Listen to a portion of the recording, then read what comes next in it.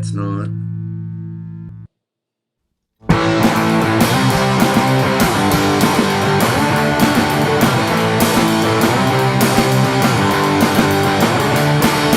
Break the huddle, make the play, score a touchdown, save the day. Break the huddle, make the play, score a touchdown, save the day.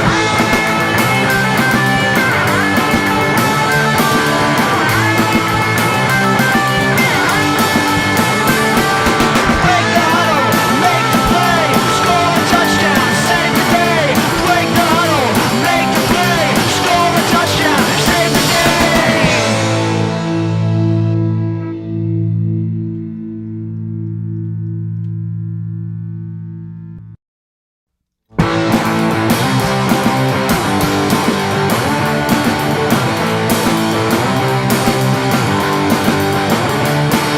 Break the huddle, make the play, score a touchdown, save the day. Break the huddle, make the play, score a touchdown, save the day. Break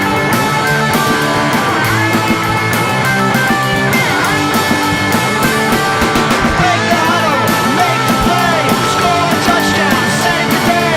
Break the huddle, make the play, score a touchdown, save the day. Break the huddle, make the play, score a touchdown,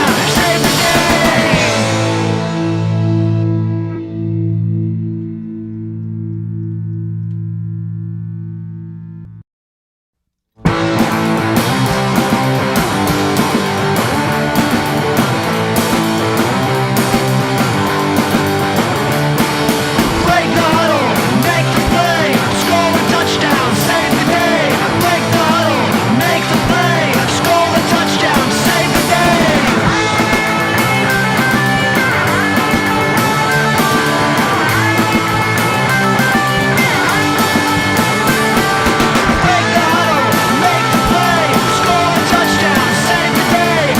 Break the huddle, make the play, score a touchdown,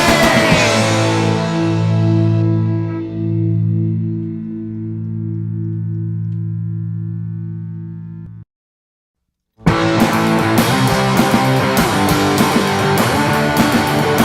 day. Break the huddle, make the play, score a touchdown, save the day. Break the huddle, make the play, score a touchdown, save the day. Break the huddle, make the play, score a touchdown, save the day.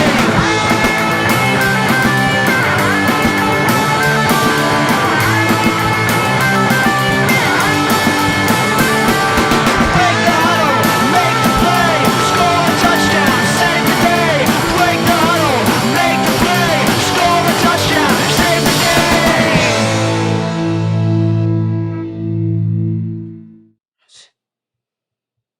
I don't know why the camera's not. And we are live. Bear with us as we try to get the camera working because, per usual, this stuff always happens. I'm your host, Nathan Johnson, alongside Jake the Weatherman, and welcome to the semifinal game. Still don't have a camera on, but we're going to roll with it. Don't know what's going on. Let's try to get Rooster in here. Rooster, we got Rooster's cocky picks, betting expert, and new co-host for Break the Huddle After Dark. Rooster, good to have you back here. Go ahead while we're trying to fix this camera. Talk about what you got going on over there. What are your live bets? And give us a little rundown of this game. Well, Nate, in this game, I'm leaning Oregon with the points, Nate. I know it's a tough decision to take anybody against the point with the points against Indiana. Indiana loves to run the score up on people once the game gets closer towards the end. One thing that does scare me with it is that if Indiana's up by a field goal late in the game, they're not going to hesitate for a second to go drive straight down the field and score that dagger touchdown towards the end of the game. And on the other hand, one thing that is really, really big in this game is Oregon lacking Jordan Davison in the backfield. Oregon, Noah Whittington's banged up. Noah Whittington's their guy that's in between. They use Noah Whittington in between the 20s. He's a little banged up. They use Jordan Davison in the red zones. He broke his collarbone against Texas Tech last week. It's going to be interesting to see how they overcome that aspect of their offense being gone. And then another big piece of their running back they have their trio of running backs. De'Aaron Hill Jr. He's the receiving threat, and he's going to be getting a lot of run in this game because of Jordan Davison being out. Noah Whittington being banged up, as I mentioned. I expect De'Aaron Hill to have a huge game in this one. And another intriguing thing in this game is the storylines that both of these teams have, with Miami already being clinched in the national title game. Oregon has a connection with Cristobal because Cristobal left Oregon to head to Miami. So there's a little interesting dynamic there between Cristobal and the Oregon Ducks. And then on the other hand, you have Fernando Mendoza, who grew up in South Florida. He went to high school right across the street from the Miami Hurricanes campus. It's going to be interesting to see if he's able to match up again with the Miami Hurricanes down there in his home turf. Two home teams back in there. You got Fernando Mendoza as the hometown quarterback against the hometown team of the Hurricanes. But when we come to Indiana, they have just been lethal all season long. They put up points at will against everybody. And one thing that is very important is that there's two games in this season we can compare between Oregon and Indiana. Oregon and Indiana, they played each other earlier this year. It was an overtime thriller, 30-24. Indiana took home the game in that one. And another game that they had in common was the Penn State on the road game that both teams had, and both teams took it down to the wire. They both pulled out a last minute win, but it was an amazing game both ways. I'm interested to see how these two teams match up because, as I mentioned, Oregon is banged up on their offense, but Indiana is having a rough time on defense with their injuries. They lost Stephen Daly with the torn ACL. I'm interested to see how he bounces back, but it's gonna be a rock fight in this game, Nate.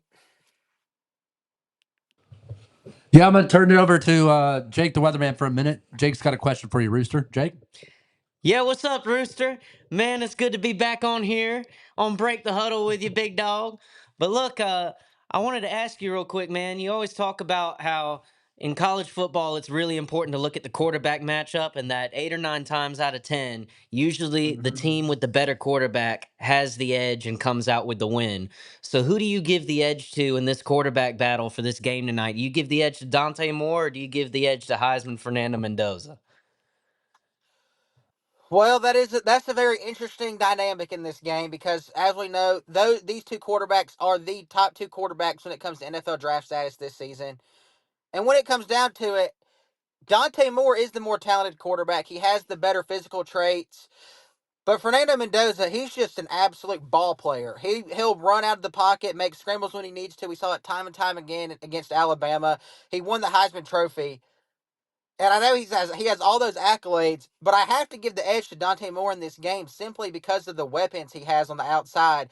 He has these 5-star receivers all over the place.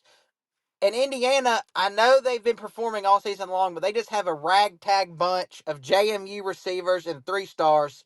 And at some point, I have to think the talent finally overcomes what the Indiana players have with the experience. I just have to think that at some point the talent will prevail in these matchups they continue to face. What are your thoughts on that, Jake the weatherman? No, I mean, I think he's exactly right. At some point, the talent level's got to come to a head. But hey, I mean, with that being said, they've gotten this far and it hasn't yet. So, I mean, what are you going to do, you know? Yeah, Yeah, just want to that's give a fair.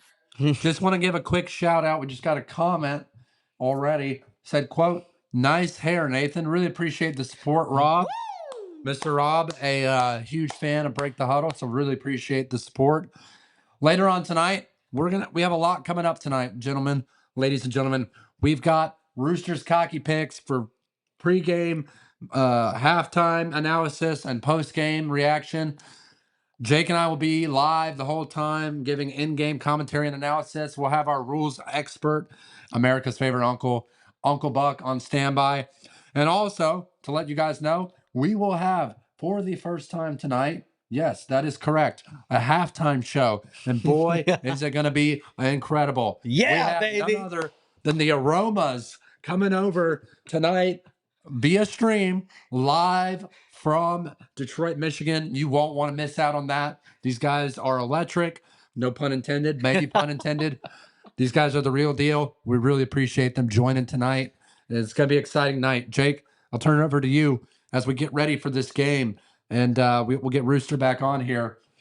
Just some quick thoughts on what you're going to see tonight and what you're hoping to see tonight. Well, what I'm hoping to see is a continuation of possibly some of the best playoffs we've had in the playoff era for college football. I mean, this has been nothing short of exciting, electric, whatever other word you want to use. I mean, good lord, dude. Last night's game was incredible. If tonight's game is anything like last night's was, then we're in for a real treat. And these two teams are about as evenly matched as you can possibly make two teams. They both have two of the biggest psychopaths in sports Sure. coaching them. I mean, these two guys probably should be locked in a mental asylum somewhere, and yet they're coaching college football. I mean, look at Kirk Signetti right now. They're showing him on screen. That dude does not look like a stable human being.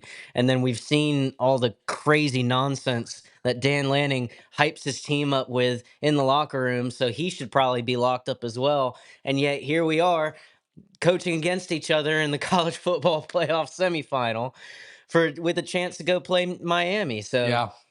what else are you going to do with that, you know? Oh, I agree completely. Listen, this is a team. These are two teams coming into this game with everything to prove. And you mentioned it yourself, Kurt Cinetti, Dan Lanning, both former coaches of the Nick Saban tree. They've done a phenomenal job getting their two teams here. I was fortunate enough to watch Oregon play in person last week in the Orange Bowl when they just absolutely dominated Texas Tech. Granted, Texas Tech didn't really have an offense. I thought Oregon missed out on a lot of opportunities, but I will say this. I saw a quarterback in Dante Moore that had some incredible throws. Couple of question marks. Curious to see if he cleans that up tonight. I think it's a completely different game plan against a defense like Indiana. I got to ask you, Rooster, my biggest question tonight before we let you get going when we see you at halftime, and obviously they've got the worst crew calling this game. Ugh. Greg McElroy, Sean McDonough. Sean McDonough, as you know, 5'6". Greg McElroy, 6'4". He's on a pedestal right now, sitting next to Greg McElroy. His head would be at the bottom of the TV if he wasn't. Just had to throw that out there real quick. But that's why you're here at Break the Huddle. That's why you're watching Break the Huddle. We're better than these bozos. This is the third string ESPN guys. This is the first string Break the Huddle guys. Just had to throw that out there as well. Rooster, I'll turn it over to you real quick though. Who's the unsung hero in this game? We see it every game. Last night it was Keelan Marion stepping up for that offense after Malachi Tony and Mark Fletcher did as best as they could. But Keelan Marion ends up being the leading receiver. Who's the guy tonight for you to watch out for, and for the fans to watch out for? I think the guy that determines the outcome of this game, I mentioned it earlier in the pregame before we really sat down and started diving into some of these questions. But De'Aaron Hill Jr. for Oregon, he is the guy to look out for in this game. As I mentioned, Jordan Davison, their running back that they use in the red zone a lot to punch in these touchdowns, broke his collarbone last week against Texas Tech. Noah Whittington, the guy they use in between the 20s, he's banged up. De'Aaron Hill Jr., he's the guy they used to receive the ball out of the backfield, the true freshman. I expect him to get a lot of run in this game because also Oregon this past week has lost a couple running backs to the transfer portal, and they've been having to use defensive players to practice running back in this week leading up in practice. So De'Aaron Hill Jr. he's going to get a lot of run, and if Oregon gets behind early, I expect to see him a lot in this game with all the receiving aspects that he brings to the offense. I agree completely. Jake, I'll turn it over to you. You know, you got so many guys on both of these offenses, right? You got guys like Omar Cooper Jr., Elijah Surratt, Charlie Becker. Charlie Becker is one of those guys that has really stepped up for this Hoosiers offense lately, especially in the playoffs. And then you look at the other side, Oregon. Well, obviously, you got Dante Moore completing 73% of his passes, third in the FBS, 28 passing touchdowns, tied 11th. But then you look at this receiving core. You mentioned him the last game, Rooster, when we did our preview in the Orange Bowl. Kenyon Sadiq, he's my guy to look out for in this game. Tight end for Oregon, he is a force to be reckoned with, and I'm curious to see if this Indiana defense can step it up in this one. Jake, who's your guy to look out for tonight? It's got to be Decorian Moore, freshman wide receiver for Oregon. That guy has all the talent in the freaking world. And if he can actually step out and have a big game tonight, that's going to be a huge difference maker, being a reliable target for Dante Moore, allowing, like what Rooster's been talking Yeah. about, that talent to really shine through. Yeah, not sure if we're going to be able to get the camera set up just anytime shortly. Before we get to kickoff, I think I'm going to end the stream real quick, and we're going to have to hop back on to get this camera working.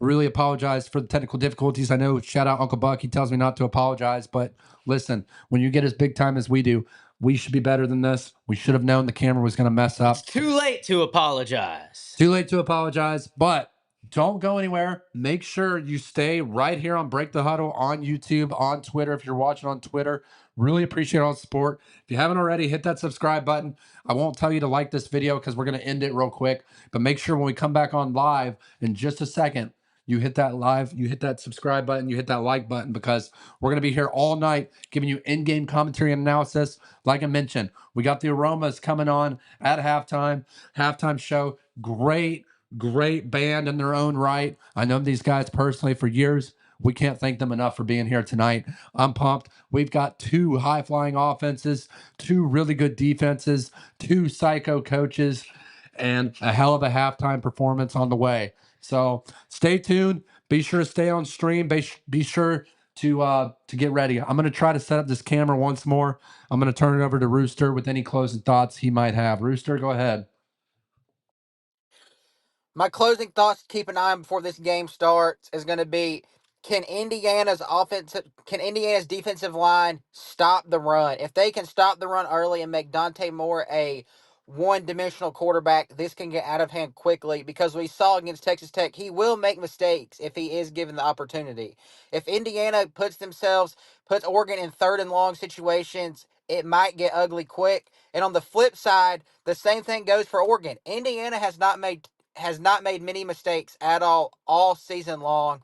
And Indiana loves to stay ahead of the chains. If Oregon's defensive line can stop the run early on first down and keep them in second and third and longs, it's going to take Indiana out of what they love to do early. So I think the key battle in this game right here is going to be what the defensive line can do on first and second down to keep these offenses in third and long situations. Jake, I'll turn it over to you while I'm trying to figure out this whole camera thing. Well, I'll say this much. I was talking to Nate a lot about these two semifinals games throughout the beginning of this week. And one thing I said about last night's game was that there was no version of that game in which Ole Miss wins or that Miami wins without winning time of possession. But there was a version where Miami could lose, like Ole Miss could. If Ole Miss won time of possession, then they were going to win that game, hands down. This game, I think, is a little bit different. Here, let me get out of the way real quick, but continue, Jake. Yeah. All I'm saying is, this game, I think, is a little bit different. This game, I think, time of possession is going to be relatively even, regardless of how this really shapes out. The difference here is going to be who's going to make the mistake and who's going to be able to capitalize on said mistake, right? Neither of these teams really turn the ball over very much. They're pretty good at protecting the ball. So once you reach this point, who's going to end up making those costly mistakes, whether it's turnovers, whether it's penalties, and then who's going to be able to capitalize off of said mistakes? Because one team can turn the ball over as many times as they want to, but if it doesn't turn into points for the other side, then it might as well be a moot point, right? So that to me is what this is going to come down to. And like Rooster was talking about right there, a lot of it's going to have to do with who can get stops on third down, who can convert them. We saw Oregon against Texas Tech go for it on fourth down, like probably twice as much as they should have. I mean, they left at least 9 points out there on the field just because they went for it on fourth down and didn't convert. So, and some of that I think has to do with they just felt like disrespecting Texas Tech and just going out there and saying, we don't really care. We're better than you and we know it. So I expect those decisions to be extremely different against an opponent like Indiana. But we'll see. And just like that. Yeah, I couldn't agree more. And boys, I'll catch y'all back at halftime. Time to sit down and get my analysis ready, baby. Woo! And just in time, we got the camera on. Ladies and gentlemen, Roosters Cocky Picks. Really appreciate all the intel there. And just like that, we are live. Yeah. From Break the Huddle studio. We got the cameras working. As you can see, tonight's the Chick-fil-A Peach Bowl. Woo! That's the setup we got. We've got a lot of great stuff coming your way tonight. Like I said, we've got Uncle Buck on standby. We've got Rooster on standby. We are in for the night, and boy, we could not be more excited for this semifinal matchup. I'm your host, Nathan Johnston, alongside senior analyst for Break the Huddle, none other, Jake the Weatherman. Woo! And now full-time security. That's right.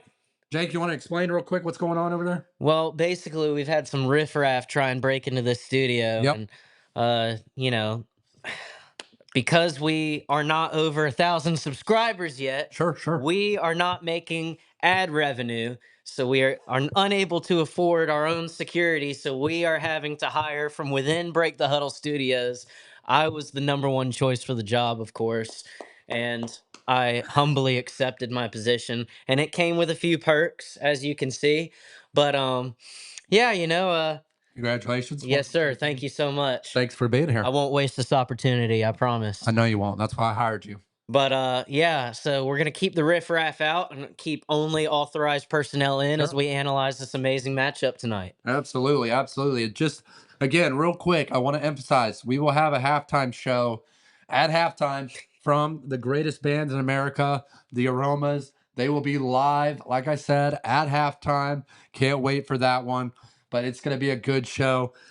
Jake, what do you think as the Oregon Ducks take the field here? What do you think about this beautiful setup we have here today? Well, I think this is the best setup that we've ever had in Break the Huddle Studios, dude. Let me tell you, I love the thematic elements we have set out here. Sure. The helmets looking great as always, including these peaches, which may or may not be edible.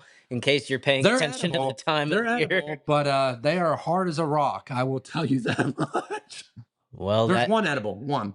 that pretty much means non-edible, my friend. That's 'Cause okay.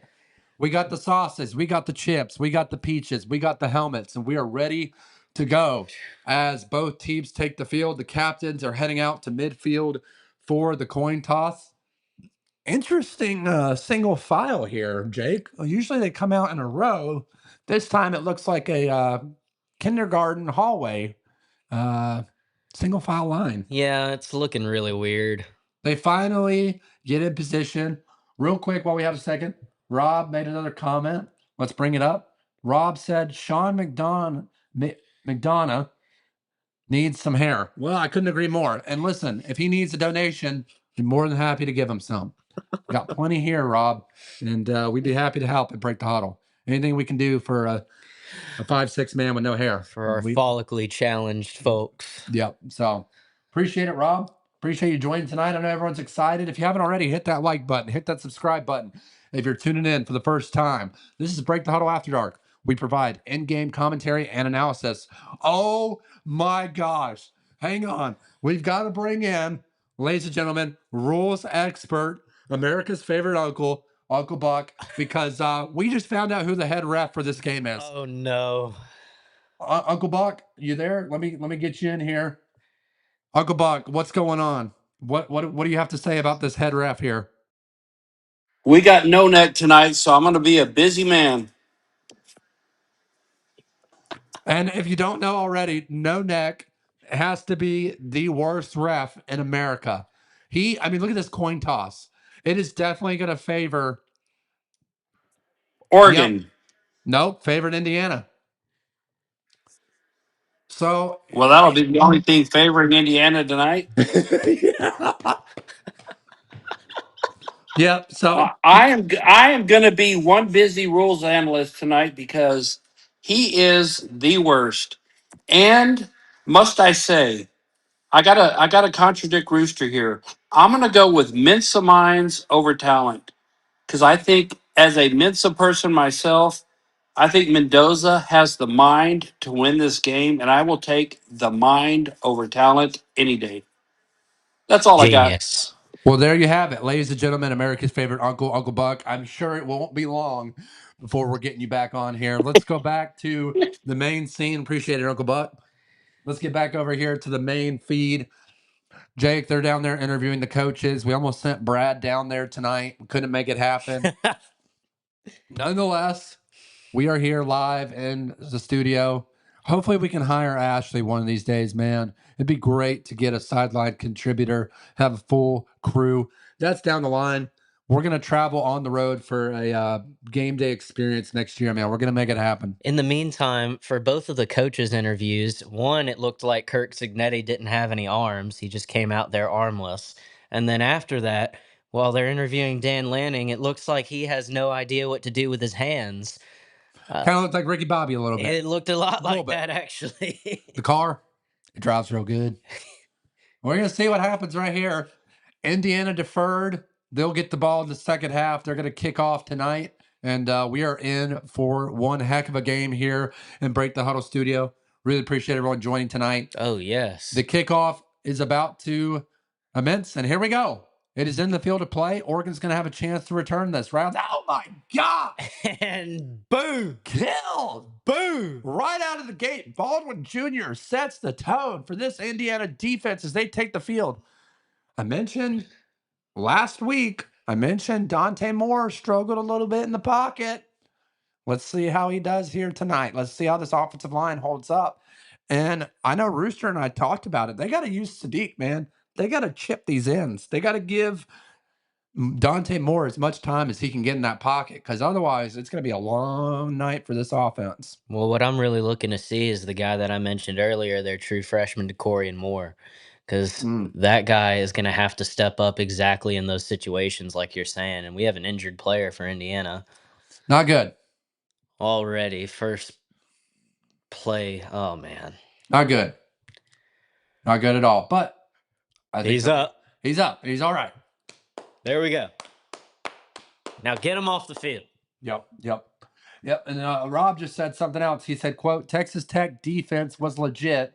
Their offense was garbage. Couldn't agree with you more, Rob. Listen, here's the deal. And I yelled this in the stands. And I was in Texas. I was on the Texas Tech sideline. They weren't happy with me, Jake. I said, wow, they should have paid $20 million for a quarterback. They were not happy. But, I mean, it's the honest truth. They spent all their money on defense and had zero offense. I mean, zero. Curious to see what happens tonight when Oregon goes against a team that has probably the best offense in the country right now. Well, admittedly, too, they left, like we were saying earlier when Rooster was on here, they left a lot of points out on the field. And I think a lot of it had to do with we're just going to come in here and be better than you. And we don't care that we're leaving points on the field. I think the strategy is going to be very different. Oh, my gosh! Immediately! The first play is a pick six! Holy crap! And just like that, Santa Maria! Woo! And we just got breaking news, Jake. Dante Moore has decided to come back another year. Oh, man. Looks like he needs another year of development with plays like that. Granted, it's one play, although it's a really bad one. But, oh, man, that is crazy. Dan Lanning laying into him right now. He said, go sit your butt on that bench, boy, and think about it. Now, the good news is Indiana scores, so now Oregon gets the ball right back. But, man, what a start. Well, what a way to take advantage, too, of the PAT is good. And just like that, we have a 7-0 ball game, ladies and gentlemen. You strike first now and also get the ball to start the second half. Like, you couldn't have drawn that up any better. Like, well, it's a simple out route, and he had it read. I mean, he had it. I mean, that was gift wrapped. He didn't look off anyone in that play. He was going there the whole way. I mean, look at him. He's already looking at him. look at number 11 up top. He was coming wide open right there. Yeah, that was not good, man. Not good. And Jake's gonna go to the roster. If you want to go to the other tab, we got our stats up here. Go to the defense, and it's gonna be, see it right there below receive. Or yeah, right there. And then just click split stats. Why not? Okay, that's not what we want. Go down. Go to interceptions. There you go. And who picked that off? Number 5, but I think it was D'Angelo Pons, their best DB. D'Angelo Pons, that's right. Yep, D'Angelo Pons. He's the guy to look out for on this defense tonight. And Rob said, quote, and I won't put it up on the screen because it'll interfere with the graphic. He said, quote, he's starting where he left off in the first game. I'm assuming he's referring to the first time they played Indiana, correct? Yeah. Oh boy. That is not the start that you want. But look, it's first drive of the game. You got a lot of game left. You got to come out there, you got to shake it off if you're Dante Moore, and you got to get into your rhythm. You got to find your guys, and you got to establish a little bit of a drive right here in order to earn those 7 points back. Yeah, and what's crazy is No Neck didn't even have time to turn his head. I mean, 10 seconds in, and you already got 7 on the board. That was that the fastest a team's ever scored in a college football semifinal game? Ugh, it's got to be up there pretty close. They're gonna say, we'll take the run game now. Rob Yeah. said correct, 2 fourth quarter interceptions against Indiana. So yeah, there you go. I like the uniforms for both of these teams tonight, though. Oregon going with the classic green and yellow, and the white looks very clean. Or Indiana going with the classic. I don't know if you call that maroon or what would you call that? Just a red, Burgundy. burgundy red, something along those lines. But it's beautiful, man. Beautiful. Chick-fil-A is sponsored tonight. We are not getting paid, so Not yet. not yet.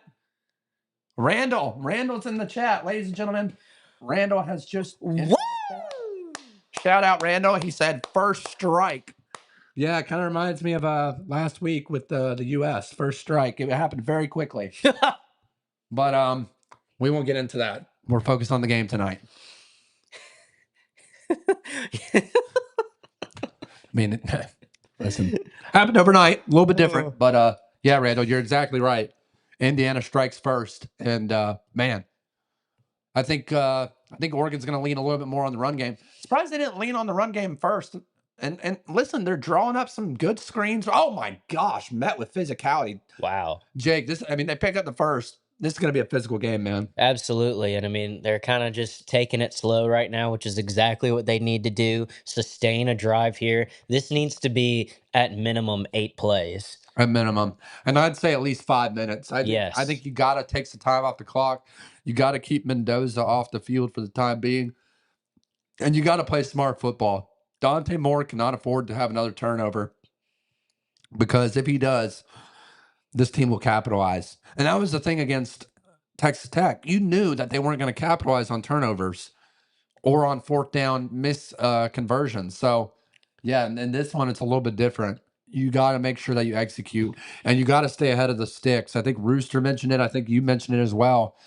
You can't get behind in the sticks against a team like Indiana because they're going to make you pay. Which, And we saw that against Alabama last week. oh, in yeah, the Rose Bowl. absolutely.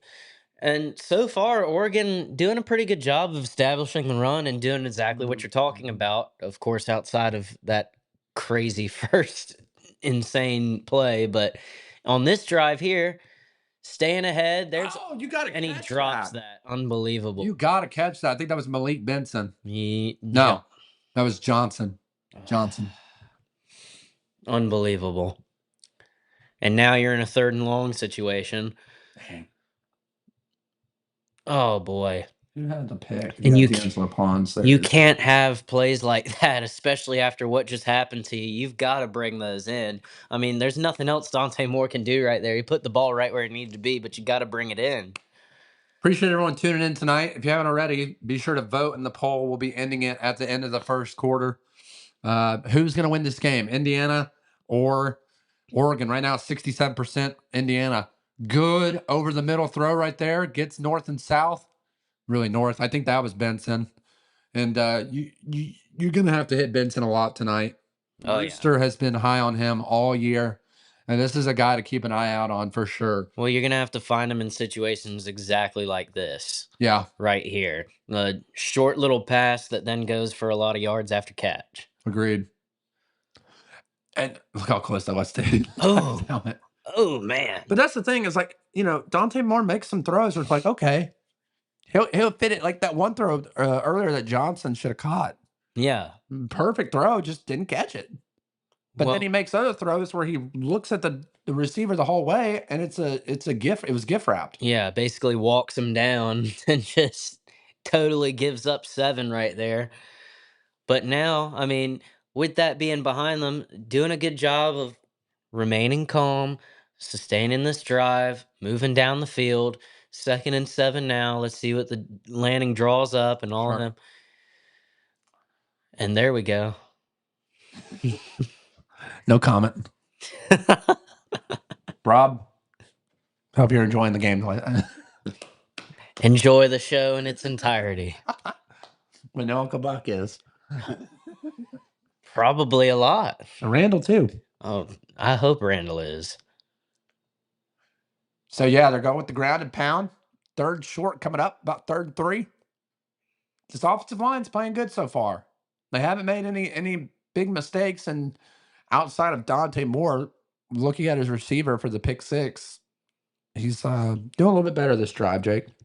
Well, that's the thing that I was talking about earlier is that you immediately make a mistake. And of course, the result of the play is Indiana capitalizing on said mistake. So it's like that right there. I mean, that could end up being the ultimate difference in this game. Now we'll see how it progresses, but you got to make a decision there, And and there he you go. does. Check Okay. down to the running back. Kind of risky, but it pays off. Held the ball for quite a while right there. Of course, it ended up working out, but almost every single time Dante Moore's dropped back, he's been They're like gonna half a have second away from getting creamed, you know? well, and that's the thing. They're gonna have to keep him clean, and the way you do that is you mix it up, right? Right. You have the deep overs, you have the check down, you give him options, and he's got to look through his progressions. If he can do that, they're gonna have a good chance to stay in this ball game. Last drive, he didn't do that, and it paid, and it showed. Here he goes using his legs, and we know that Dante Moore can run the ball, Yep. and he picks up about 6. So curious to see how many times they use him tonight. I have to think it's going to be a good amount. Oh, man. I really want to see a call from No Neck soon, man.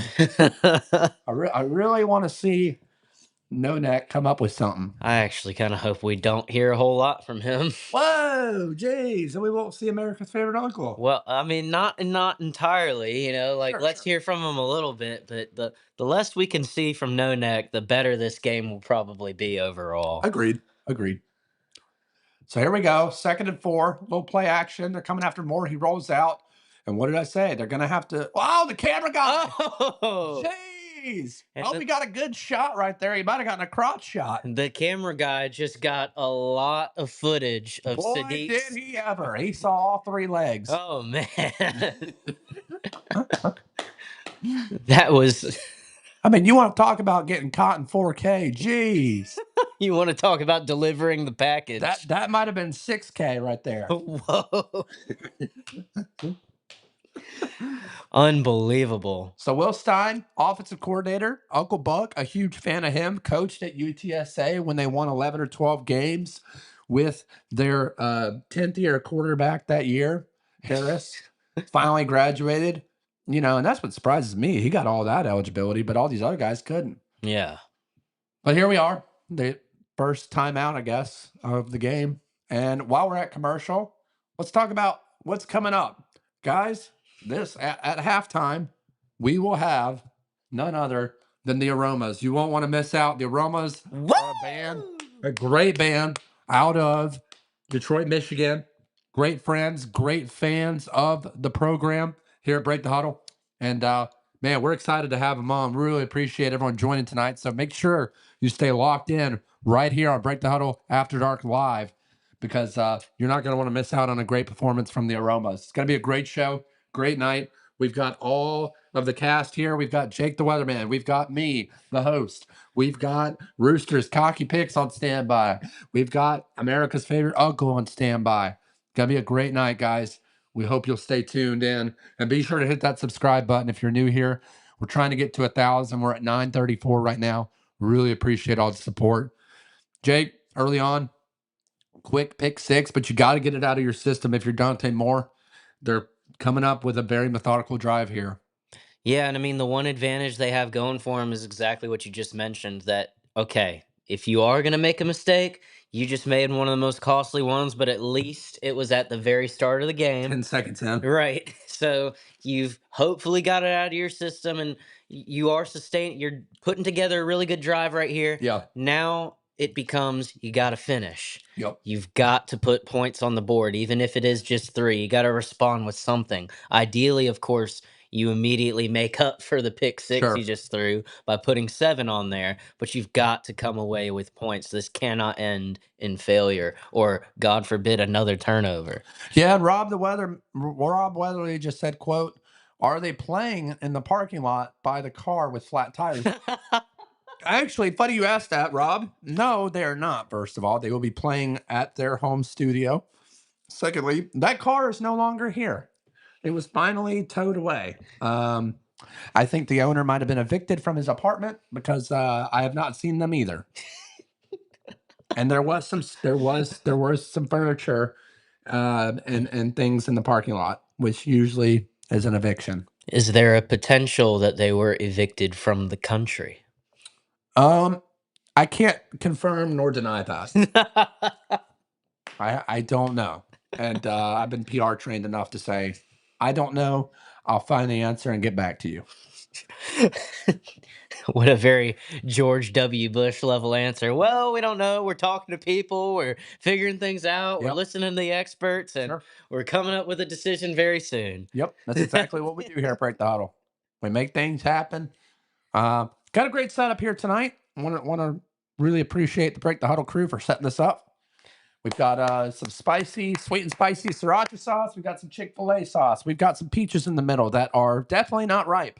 It's out of season, but hey, we go full out for these type of games, and we are very appreciative to have you here with us as we gave in-game commentary and analysis for this year's Chick-fil-A Peach Bowl semifinal game for the college football playoff. Jake, back to the game. 7:46 and counting left in the first quarter. 2nd and 12, and I don't know who that is. No. Interesting. Kurt Signetti looks like he's about ready to run out there on the field and just absolutely slaughter Yeah. everyone out there. Yeah, hopefully Kirk Sneddon doesn't end up like Schroen after seeing that. But that's neither here nor there. Dante Moore back to pass in shotgun formation. Holding the ball way too long. Oh my gosh, he had him And wide just open. missed him. I mean, he really did have him right there for a Yeah. minute. Just sailed it too high. Overthrew him.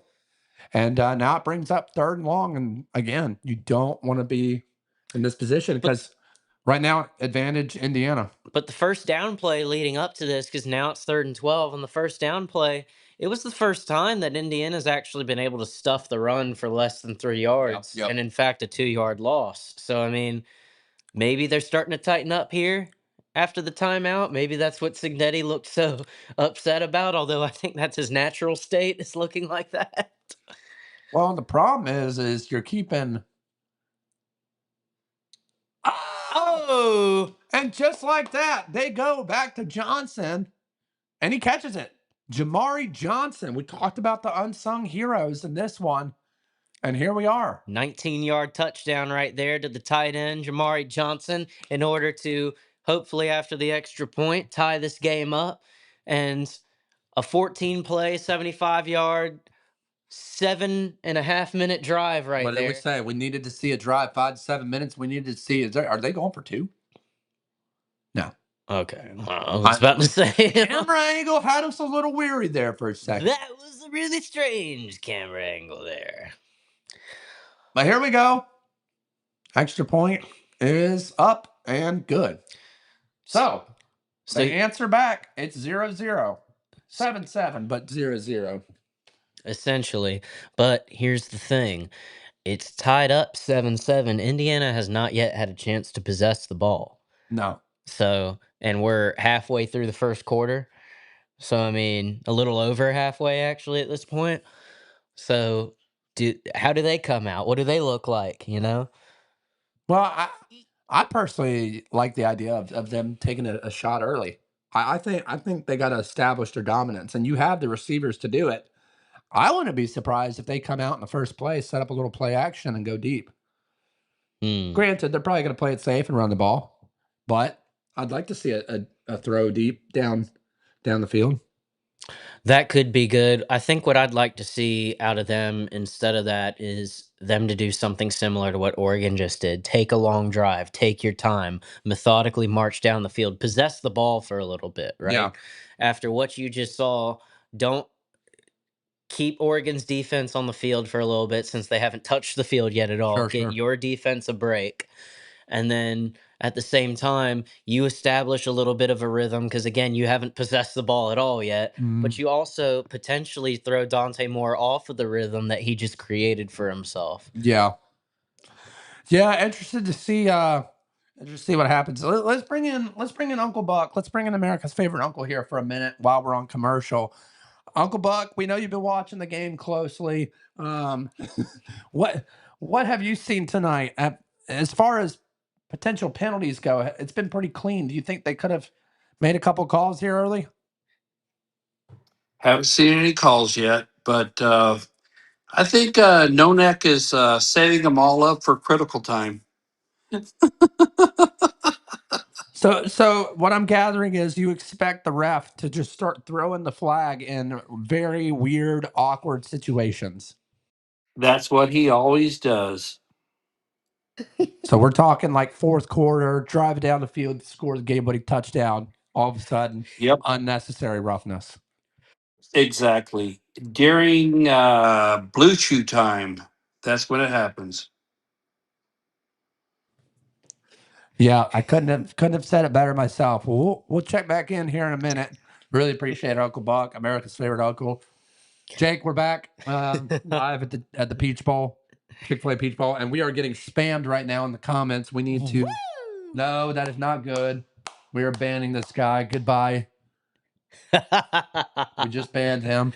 Genius. And yeah, I don't know why people come in there and want to spam us. I tried to get some Chick-fil-A mini cows. Yeah. Went to order them, out of stock. I mean, what are we doing, Chick-fil-A? Trying to help you guys out here, trying to promote the shows. I thought, you know what?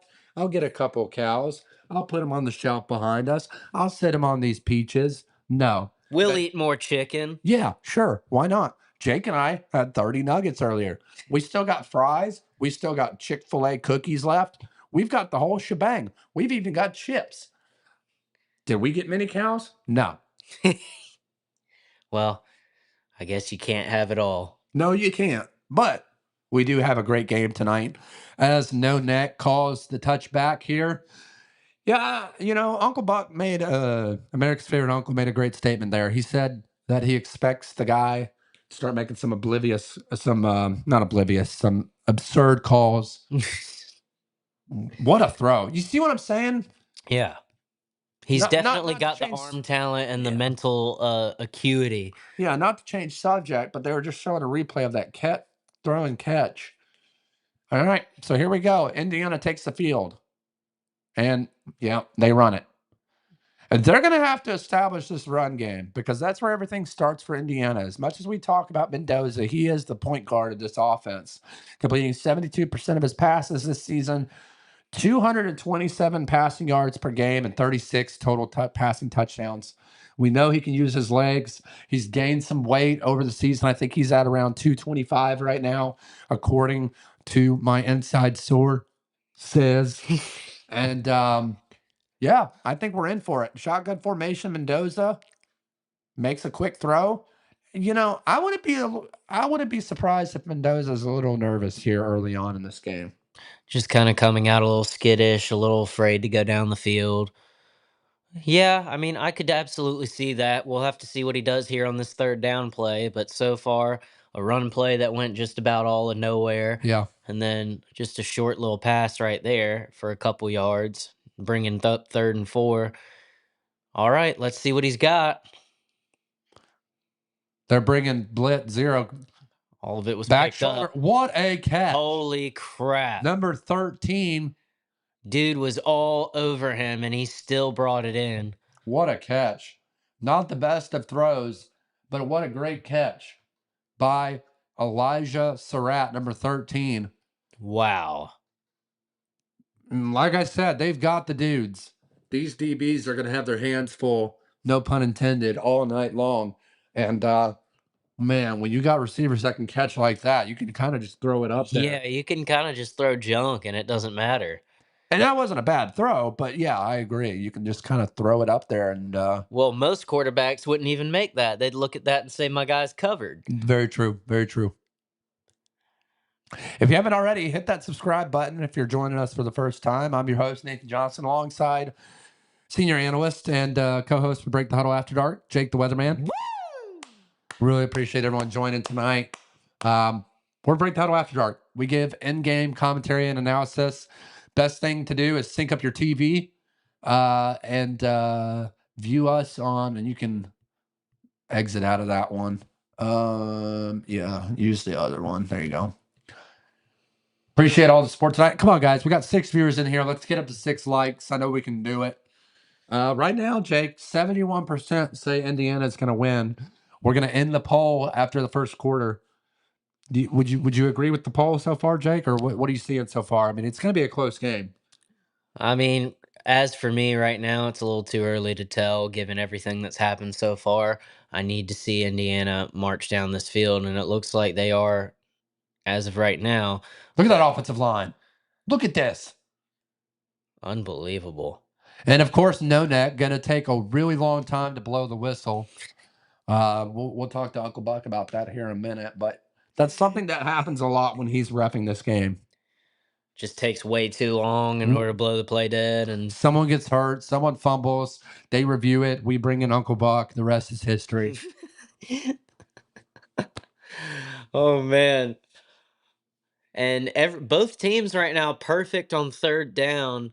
Yeah, Oregon 3 for 3, Indiana 1 for 1. it's a good point to keep an eye on as the game progresses on the out route and just right on the money.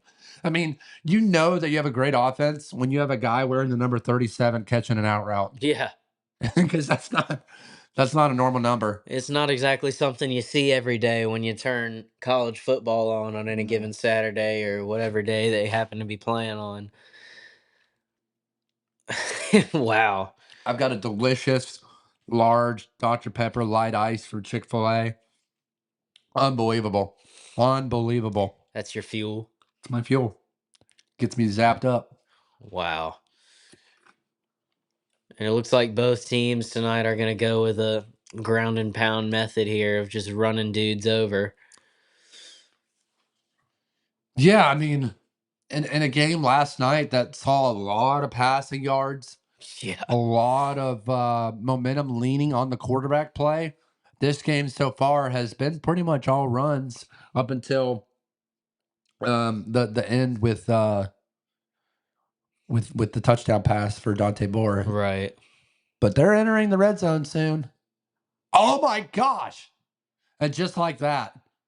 If Indiana can do that all night, it's going to be a long night for this defense. I expect them to tighten things up, though. They're just It's gashing her. them right now. Just, Mm. ugh. Yeah, that was not good. You can't. I mean, that offensive line, man. As much as we talk about Miami's offensive line, let me tell you, this offensive line is the real deal, man. Oh, yeah. They're right up there with them. And I mean, rightly so. Of course, you can only give the MVP to one guy, but this offensive line was the MVP of their last game. I mean, Oh, and a great block by 78 there. Did he get him? Oh, stepped out and he shook the camera guy's hand. What a oh, great guy. man. What a nice guy. What a great job, Hemby. Hemby, not the biggest running back, but man, does he make up for it with his speed around the corner. You let him get around that first edge. Great play by 78 there. Oh, barely. Just barely steps out, but sets up first and goal. Let's see what this defense can do in the red zone on the goal line. First and goal at about what, the 6? Run play, and they stuff it. Boom. Stuffed. Number 29 there needs to kind of chill out. You've still got to stop him for a couple more plays there, Big Hoss. yeah. Ooh, brother.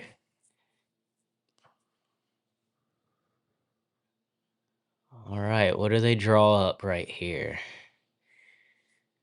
Signetti just looks angry. Like, why are we even doing this right now? He looks ready to go sit down. Well, he's very stoic. Yeah. You know, you're not going to see a lot of emotion out of him unless it's just something awfully egregious. And Boo. Indiana just making it look Boo. easy. They just scored like it was a piece of strudel. Oh my goodness. And there's his family, the Mendozas. Such a class act, man.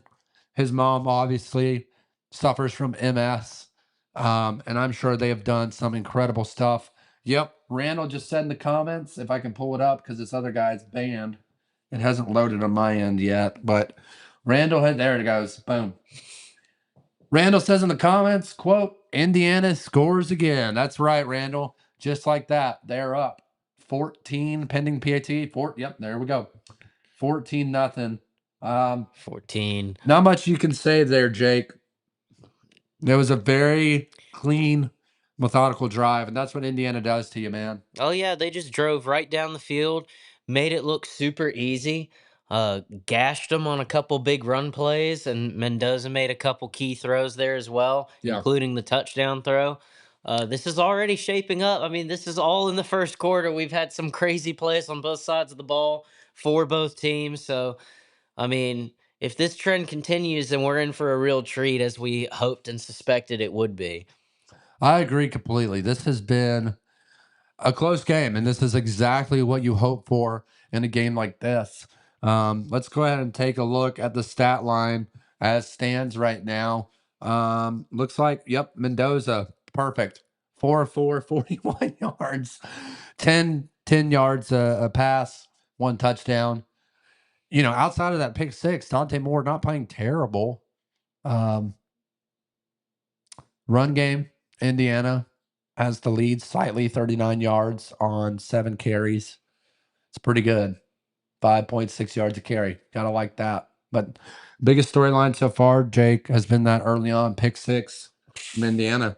Otherwise, it's 7-7. And just like again, and not to keep harping on it, but just a horrible play by Dante Moore.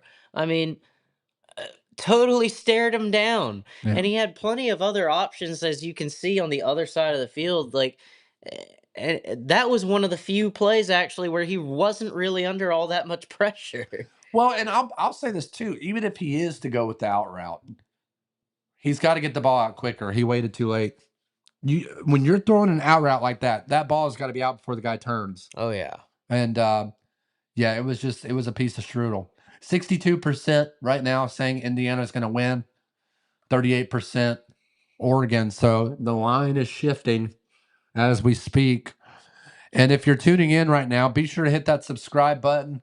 Break the Huddle After Dark here to give in-game live commentary and analysis. I'm your host, Nathan Johnson, alongside senior analyst Jake the Weatherman. Jake, this has been an incredible game so far, 14-7. Our score at the end of the first quarter turned out to be a great game. I think we're in for a good one, man. Oh yeah, it should be. And this is exactly what we were hoping for, right? Like I was talking about earlier, man, this has been one of the most entertaining playoffs that I think we've ever had. I mean, all of the different storylines going on all at once, like and last night's game ending the way that it Mm-hmm. did, and then this game starting out the way that it is. I mean, these two teams right now fighting for a right to go down and face the Canes. Yeah. So, ooh boy. Yeah, they seem very locked in. Oh yeah. Both teams seem very locked in. Credit to Dante Moore for getting back on track. He could have easily come out after that pick six and looked flabbergasted. He didn't. He looked very poised and he got it done. Jake's going to step out for a second, but we're live here at Break the Huddle Studio. We've got a good game right now. Indiana set to kick the ball again, and this one's going to be through the end zone for a touchback. Haven't really had to have any reffing calls yet, so if you're just tuning in, hit that subscribe button. Help us get to 1,000. We're at 934 right now. We really appreciate the support. As soon as we reach 1,000, we can really, really amp up this show and really get better content. We always provide great content, but we can really step it up. We're going to start traveling next fall. We're going to do a couple game days on campus. It's going to be a great time. We're really, really looking forward to it. We've got connections at Georgia. We've got connections at Carolina. We've got connections at Miami, and we're set. We're ready. We're ready to go next season. We're not leaving anytime soon. We're here. We're boots on the ground. We're ready to go. So here we go. We're ending the first quarter. Not sure if Oregon's going to call another play here or if they're going to try to draw them off sides. I have to think with the clock winding down, they're still in the huddle. Here we go. They might just try to draw them off sides. I don't think they're going to try to call a play here. 8 seconds to go. And a little bit of audible. They're going to do a quick hike, see if they could draw them off sides. And nothing. And in the first quarter, as suspected. While we have a second, and while everyone's out of the room, I think it's a good time to talk about what we have coming up at halftime. We've got none other than the best band out of Detroit, Michigan, the Aromas.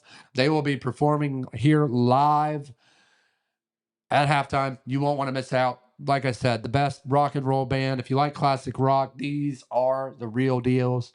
And we're excited to have them on. We can't thank them enough for joining us tonight to give you the best halftime show in the college football playoff. We understand. Listen, you go to college football playoff games, you want a great halftime show. They bring out the band. It's not the best. Or even worse, they try to incorporate the band with some boy band from the 90s that you've never heard of. Well, we've got it made for you guys. The Aromas will be performing next in after the second quarter at halftime. So be sure to stay locked in for this. It's going to be a great, great time. We're excited to have them on. We can't thank them enough. Back to the scene here at Break the Huddle Studio. I'm going to bring in Uncle Buck for a second while we're on commercial break, ladies and gentlemen. America's favorite uncle, our rules expert here for Break the Huddle. Uncle Buck, welcome back. Quick thoughts, real quick. Just into the first quarter, tight game, early mistake by Dante Moore, but they're still in this game. What are your takeaways from the first quarter? Well, thanks, Nate. Yeah, again, like I said, I'll take mind over talent anytime, and I think we've seen that over the first two drives. Mendoza's locked in; he's mentally locked in. You can tell he's got a better mind on him, and I think that's the difference. That's going to be the difference in the game. Now, another difference in the game is no net. As you see Indiana piling up points, I'm calling it now. No Neck is going to start interjecting himself into the game. He is going to start making erroneous calls, and they're going to favor Oregon. So keep that in the back of your mind as the game progresses, especially if Indiana starts racking up points. Yeah, I agree with you, Uncle Buck. This is going to be an interesting second quarter. And shout out Jake the Weatherman. He often says games are won or lost in the last 2 minutes of the first half and the first 2 minutes of the second half. We're going to find out very, very quickly who makes the mistake, who makes the costly penalty. Maybe it's No Neck that interjects, like you said, that really turns this game upside down. We're going to find out really, really quickly, but we're excited to see what happens. Yep, I can see it coming because he's he wants to throw that flag so hard, him and his crew, and it's just a matter of time. And I don't think it's going to favor Indiana. Yep, and thanks to our sponsor, as soon as that Blue Chew kicks in, these guys are going to be throwing the flags left and right, I think. Yes, they are. And you did mention about all the snacks you had. You did not mention Blue Chew. I did not. They're not an official sponsor yet, but they will be very soon. And when we do, we will be getting a Blue Chew mini helmet. We are going to be going all out. Back to the. And, and a candy dish filled with Blue Chew. That's right. That's right. All right, back to the game. Thank you, Uncle Buck. So we're back here live, boots on the ground at Break the Huddle Studio. You just heard from rules expert. He expects to see a few more penalties thrown in this second quarter, especially as we head closer to halftime. Also, third quarter, I think things are going to get chippy. I didn't get a chance to mention this to Uncle Buck, but I know he's listening right now. I think things are going to get a little bit chippy in the third and fourth quarter, man. Especially two Big Ten teams fighting for a national championship spot. This is going to be real intriguing to see what happens here. Jake, back on set. Appreciate you joining back. My apologies, ladies and gentlemen. You're good. So Uncle Buck and I just discussed that he expects No Neck to start throwing more flags here in favor of Oregon shortly. We're going to see what happens. Well, that's exactly what's going to happen. I mean, you can't expect anything different from No Neck there. Yeah, I agree. I agree completely. In just 14 minutes, we will have live from Break the Huddle Studio. We will have live the Aromas. Woo! Can't wait for this halftime show. You won't want to miss out. It's going to be great. They're going to do a few songs from their new album. Oh, yeah. My favorite, I have to mention this one, and this is probably going to be the first one they play. It's called Ghost in the Penthouse. Yes. And it's got a great storyline behind it. Lead singer Benji Dumanowski, shout out Benji and his drummer Jake DeBelso. They're great guys. I can't wait to hear the storyline behind these songs because they're very personal. They're near and dear to their heart, and I won't spoil the story for the viewers, but it's gonna be a great halftime show. Really looking forward to it. Next week we're gonna try to get Pitbull on. Can't make any guarantees, Mr. Worldwide. but we do have a personal connection with Pitbull. If not, we will find. Maybe we'll get Gabe to join live from downtown Atlanta. Maybe we'll get Gabe Marty. Oh, no. Oh, no. We should not do that. We'll figure something out. Oh, God. But it's gonna be a great halftime show tonight. Looking forward to it. And just like that, another commercial break. You gotta love the commercial breaks here. Yeah. You know, that's one thing that college football does awful is they're gonna try to squeeze as much money as they can out of these games. And that's exactly what you're seeing right now. Thankfully for us, well, we've got all of the commercials right here in front of us. We've got all the Chick-fil-A sauces, all the chips, and Blue Chew. We don't have any Blue Chew on set, but maybe next fall. Right. Well, and on set is not where you need Blue Chew anyways, you know? I mean, that just wouldn't be where you would that's like having I don't know, a pool floaty up Sure. on top of a mountain. Sure. Why would you need that? Well, I mean, you know, not ever always need it. Still be pretty cool. It's kind of like when my neighbor got evicted for having an inflatable hot tub on his back deck at an apartment. Can't do it. Great time. Still, the apartment hires a guy with a drone and they take pictures and evict you. Nice. So if you're watching this, don't put a pool on your balcony. Yeah, please don't. And by the way, we will be doing more live shows, especially week 1, week 2, week 3 of next year. We might be live at PT Johnston Suites Oh boy. because there's some really good opportunity there to set up in the hot tub, set up in the pool. Maybe we get on some pool floats. We're going to work out the logistics, but we're going to have something going. I heard from my inside source says that PT Johnston Inn, aka PT Johnston Suites, shout out PT Johnston Resorts, great contributor and sponsor of this show as well. They will be installing a TV outside downstairs. Whoa! On the pool deck. Are you kidding me? I am not kidding you. This must be fake news. Against all odds, the owner of PT Johnston Resorts has caved in Oh my goodness. to the secretary and CFO. I can't believe it. I can't either. I'm in genuine shock right now. Listen, that's not real. You're lying right now. I'm not. Listen, and when I stayed there last time, they've got a great guest suite. They've got a California King. They installed a new ceiling fan that I requested 3 years ago when I was staying there for a little while. The only problem is the ceiling fan doesn't work. So looked great, didn't work.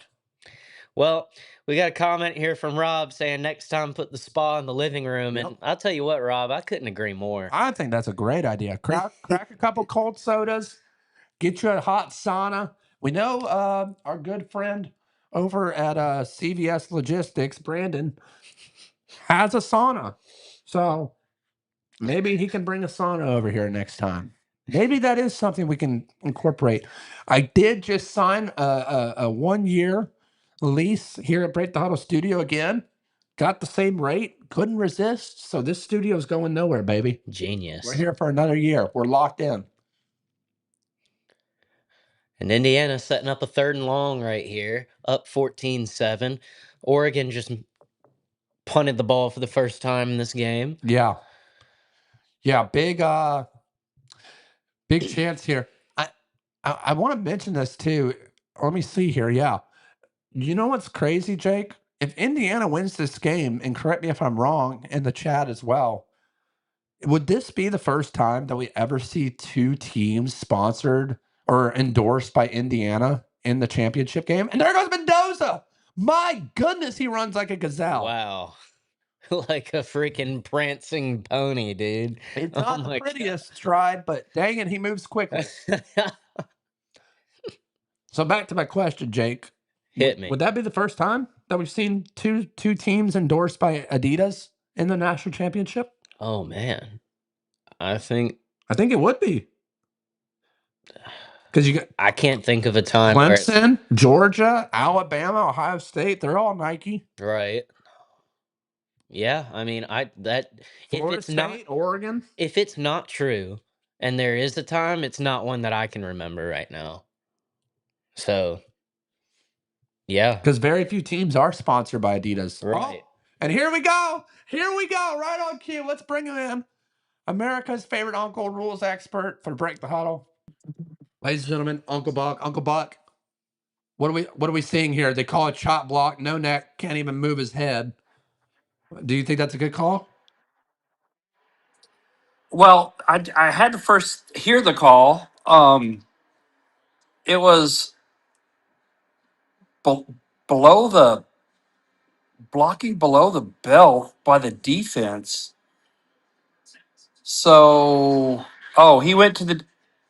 Oh, that was. You know what? No, that was a horrible call. He just got the hell away from that big ass guy that was trying to run him over. I would have done the same thing.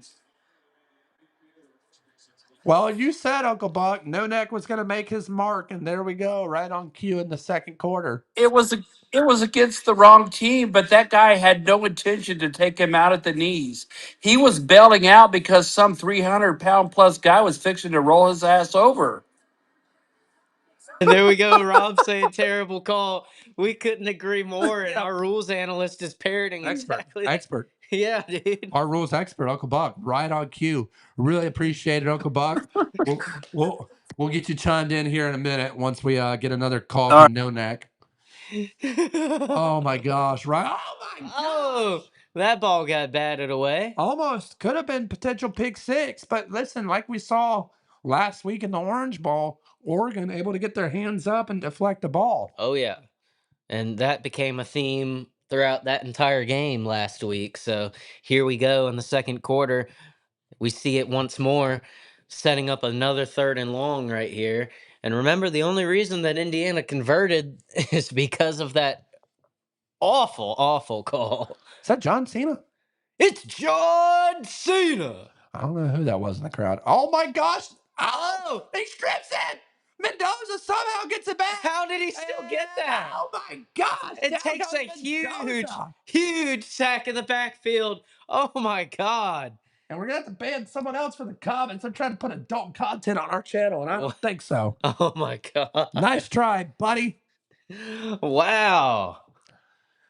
A very uncharacteristic mistake right there by that offensive line, and thankfully they get it back. Wow.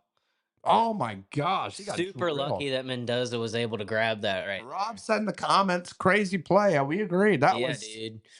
That was risky. Unbelievable. And give credit. Oregon holds. They get the ball back. He's going to return this too. Is that I don't know who that is. Picks up All a few right. yards. Still not great field position, but at least you got the ball back. You have an opportunity to go down the field right now and tie it back up. Look at Wow. that. What a play by 32 right there. And an Well, even better play by Mendoza. Heads up to get the ball back. If I were him, maybe this is a good time to bring in the rules expert here again. You there, Uncle Buck? Let's bring in the rules expert for a second while we go to commercial. Are you allowed to throw the ball in that situation as the quarterback, or do you have to run with it? Would that have been an illegal throw? It would have been if the linemen were downfield, but since it did not hit the ground, I think it would be a legal throw. So if I were him, I would have thrown it past the line of scrimmage out of bounds. That would have been a better play. There you go. And that's why we have America's favorite uncle, our rules expert for Break the Huddle, Uncle Buck. Appreciate it as always. oh yeah. Yeah, that was a crazy play, and we'll go back. Thank you, Uncle Buck. We'll be back with you It's shortly. kind it's kind of it's kind of Oh, it's kind of like a backward pass. So it did go backwards. The lineman fumbled it. He received it. So yeah, the ball is still passable. Sweet. thank you very much, Uncle Buck. Ladies and gentlemen, America's favorite uncle, rules expert, Uncle Buck. And listen, that's why we hired him. Now, just to let you guys know, once again, shortly, here in a few minutes at halftime, we will have all the way from Detroit, Michigan, the Aromas playing live at the halftime show for Break the Huddle After Dark. You guys won't want to miss out. Really appreciate everyone tuning in tonight. This is going to be a great game. Oh yeah. Great halftime show, great atmosphere. Couldn't ask for it on a better Friday night than tonight. And here we stand 14-7. Oregon holds. Let's get back to the game. But man, this has been incredible so far, Jake. Yeah, dude. I mean, this is everything that you could have asked for, right? And we're still not even one half through. Yeah. So Oregon getting the ball back right here. We've seen our first two punts by both teams, back to back. And I mean, if you're Oregon, dude, what are you trying to do right here? Are you trying to like just get down the field, or are you trying to take another slow methodical drive? I mean, I forget exactly how much time is left in the half right now, but I mean, I think there's about 9 or 10 minutes left. okay, so You got a good amount. right. Probably don't have enough, Yeah. and yeah, you still got way too much time for you to be able to drain all the rest of it, but still, I mean, you got to get yourself back in this game right here and go down there and tie it up. I mean, you have to if you're Oregon, right? Because now you're going to give too much momentum if you give that up after everything that just happened with Indiana possessing the ball right there. Mm-hmm. Then if they come back and kind of dodge a bullet, so to speak, and I mean, they're going to go down and they're going to be looking to put their foot on your throat. So you've got to go down there and make sure that they can't do that. And you got to do it now. Yeah. I agree completely. Yeah, I think you try to. Oh my God, it Wow. fumbles it. Wow. And that's exactly what you could not do if you're Oregon. Disaster has struck. Oh my god. Dante Moore is single-handedly costing them this game. Wow. Almost a copy and paste of last week in the Orange Bowl, yet reversed because we Yeah. we saw Baron. Oh nope, the running back that was not on Dante Moore. The running back ran into him. What was he thinking? Wow. And right there, I mean, just the exact opposite of what you want to happen. And Dan Lanning knows it too. He's going to have to eat an entire box of crayons if he wants to get over this. Oh man, that is just heartbreaking because essentially what that amounts to now is just a deep ball by Indiana. I'm speechless right now, Jake. Dude, I've got to how much is IU paying more in NIL? at least a couple Oh, mil. what a hurdle! At least a couple mil. Yeah, I'm curious to see if No Neck plays a role in this short time. Yeah, we've got a. Yep, Rob just tweeted or not tweeted. He commented, "Game over." Rob, if you want to make a super chat, we really appreciate it. Help us pay for this set that we paid for. This was not in our budget. And short. So big 3rd and goal right here for Indiana. What are you drawing up here, Jake? Are you going pass? Are you going? Maybe you do a little quarterback boot like they do with Peyton Manning. Dude, I'm just lining up and doing the exact same play one more time. There's no way you're going to stop me just punching it right up the gut 3 times in a row. It's true. I think Ross would agree with you. He likes that bully ball. So here we go. Dante Moore watching from the sidelines, hoping his team can come up with a 3rd down stop. And you Boom. nailed it.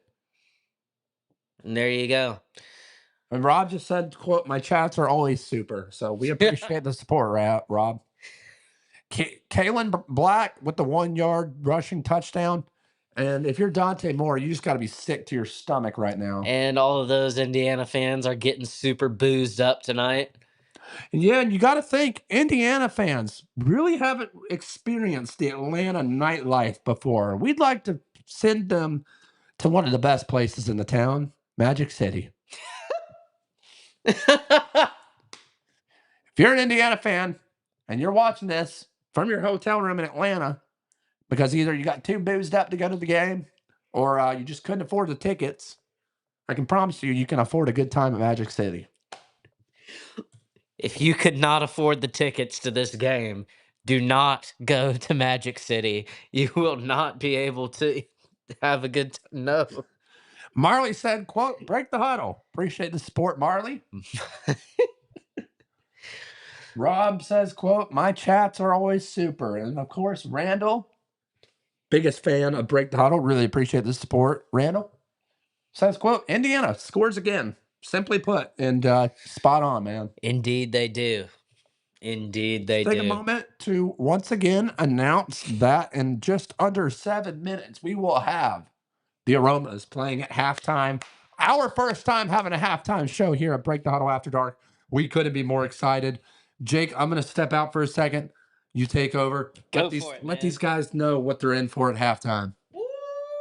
Hey, let me tell you something, dude. Oh, man.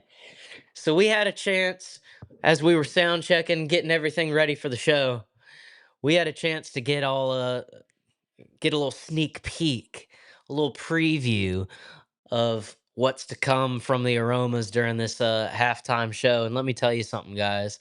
We are in for a real treat. I really hope that they play a couple of their songs, including some of the ones that Nathan was talking about earlier. And man, I mean, this along with the game that we're getting right here, I really hope that Oregon finds a way to kind of get it together just so that this is a more interesting game, because the way that it's shaping up right now, it's kind of looking like exactly what I was saying just a few moments ago, that Indiana is looking to put their foot on the neck of Oregon right here. And oh boy, if this starts getting ugly before we even go to halftime and before we even see the Aromas come on screen, then oh man, this is going to be a rough second half. Hopefully that doesn't happen though, and Dante Moore and the crew can get it together. Dan Lanning can get his guys, light a fire underneath their behinds, and get them playing the football that we're more used to seeing from the Duck squad right here. But Indiana, on the other hand, I mean, it's not like they're doing anything super incredible or super crazy or whatever, but they're taking advantage of every opportunity that comes their way, and they're capitalizing on each and every mistake. And they're not making mistakes of their own, which is key. Also, playing mostly clean football. They've got one penalty for 5 yards, but I mean, again, it just goes back to they're taking advantage of all of the mistakes and they're not making any of their own. And it looks like we have someone calling in right now. It's going to be our rules expert, Uncle Buck. Not sure what I missed, but we'll see what happens. Let's see here. Let's get him back in. All right, he's back. Let's get the score up here. Okay, good. I didn't miss anything. Dang, that was a long commercial break. What the heck? And through the end zone, another touchback. Oh man, what do you think Oregon's got to do to try and get back in this now? Like, I mean, you're in a serious deep hole right here. How do you climb out? You got to run the ball. You can't shy away from what you're good at.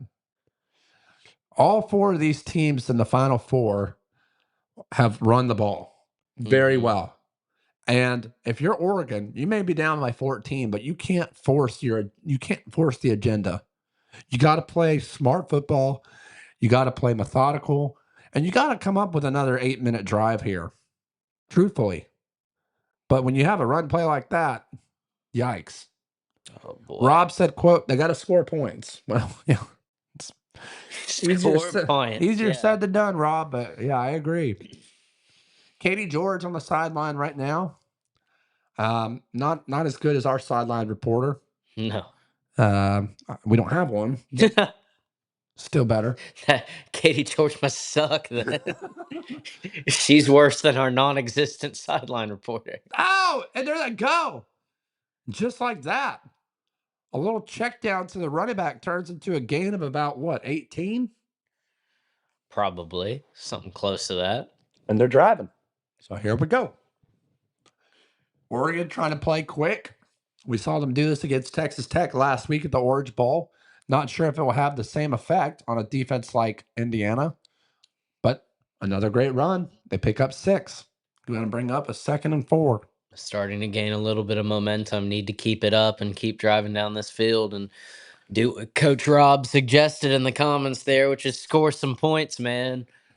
Haven't heard a lot from No Neck. I know Uncle Buck's a little bummed out by that, but I'm sure we'll see something very soon. Oh man, especially with the drive that Oregon's putting together and the situation that they're in right now. Yep. I I fully suspect that we're going to see some questionable calls on this Sure. drive. Here we go.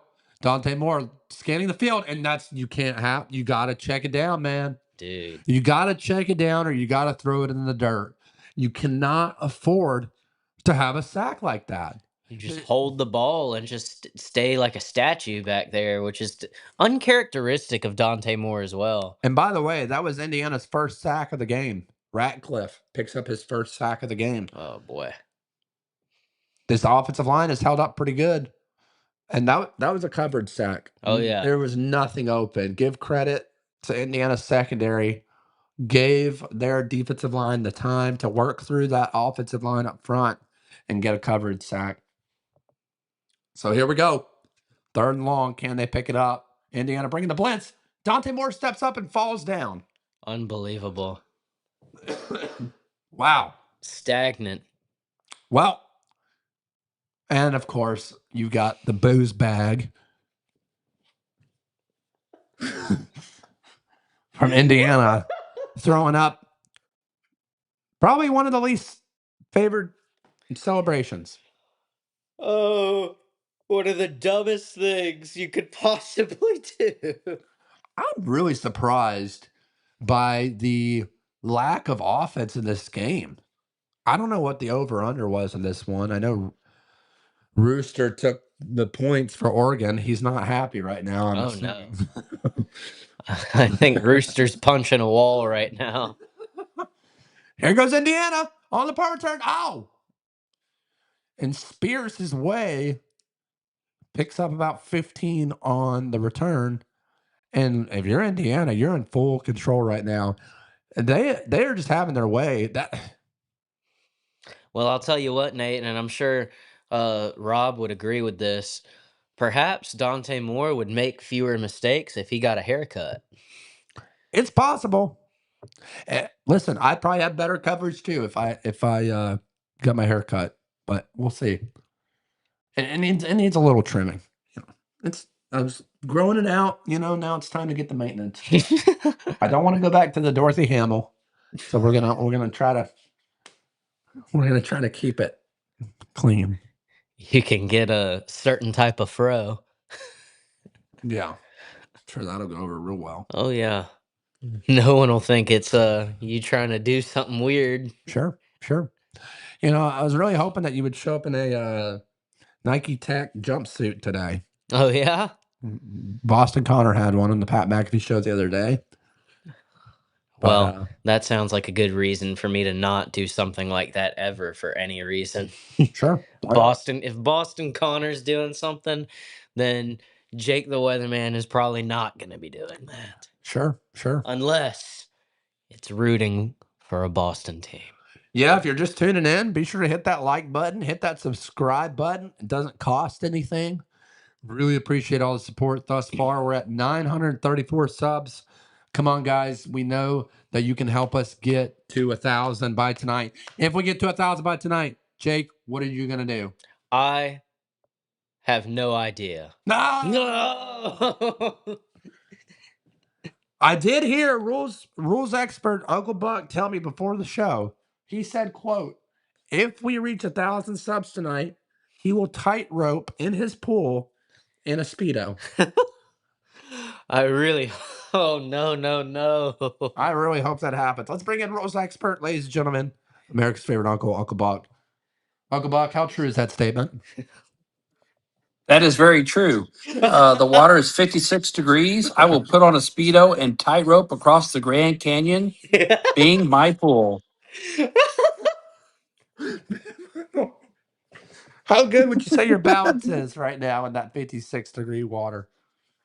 Oh, my balance is good. All I have to do is pop a blue chew and and then and then uh and then my kickstand will come straight out and it'll keep me balanced. It's all about the aerodynamics, isn't it? Yep. Your kickstand must be holy if it can balance itself off of water like that. Yep. Yep. Who needs to hold a balance bar when you got blue chew and that hanging down there? All right, back to the game. Appreciate it, Uncle Buck. You just never know what you're going to get from that guy. One thing you do know you're going to get, though, the best rules expert. That we do know. That's why we hired him. Oh my God. Indiana, 127 points off turnovers. I completely misspoke earlier. I meant to say the exact opposite. Oh, good hit. Oh man. I don't know why you're talking stick. You're down by 14. Yeah. Now, I understand if you get a pick six for a fumble recovery, that's one thing. But you got to get your butt back on the field. You got to get ready to go because you got 4 minutes and 38 seconds left. The Aromas should be joining us soon. They're out getting some dinner right now. Yep. We're excited for this halftime show. This is going to be a great time. Dude, it's gonna be so good. I cannot wait. I know that these fans are in for a great show. Eh, Wow. Again. To the same guy. and a pass interference by No Neck. I think that was a good call. Surratt's made 2 now highly contested There catches. he is.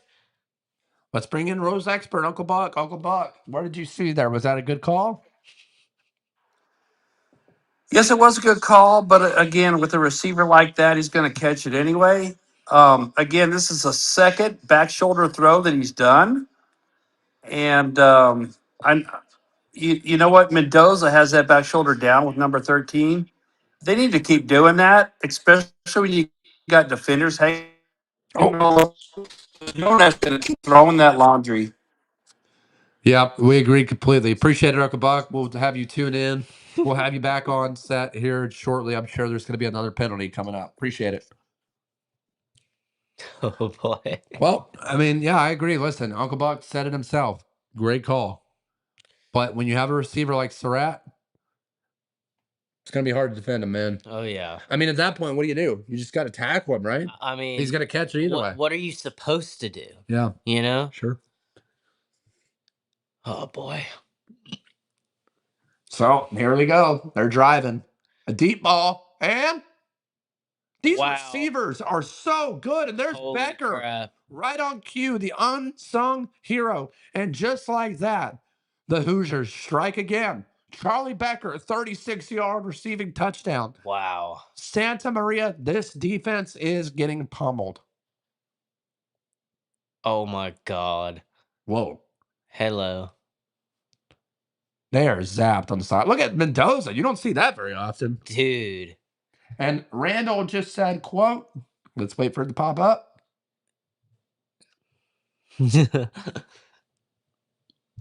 Randall says, quote, another Indiana score, 28-7. Indubitably. Yeah, Randall, this one's getting out of hand, but lucky for y'all. Unlike the fans in Atlanta at the Mercedes-Benz Dome, you guys are going to get to see the Aromas play at halftime. Hell yeah. Oh man, Indiana just starting to twist the knife a little bit into the side of the Oregon Ducks, dude.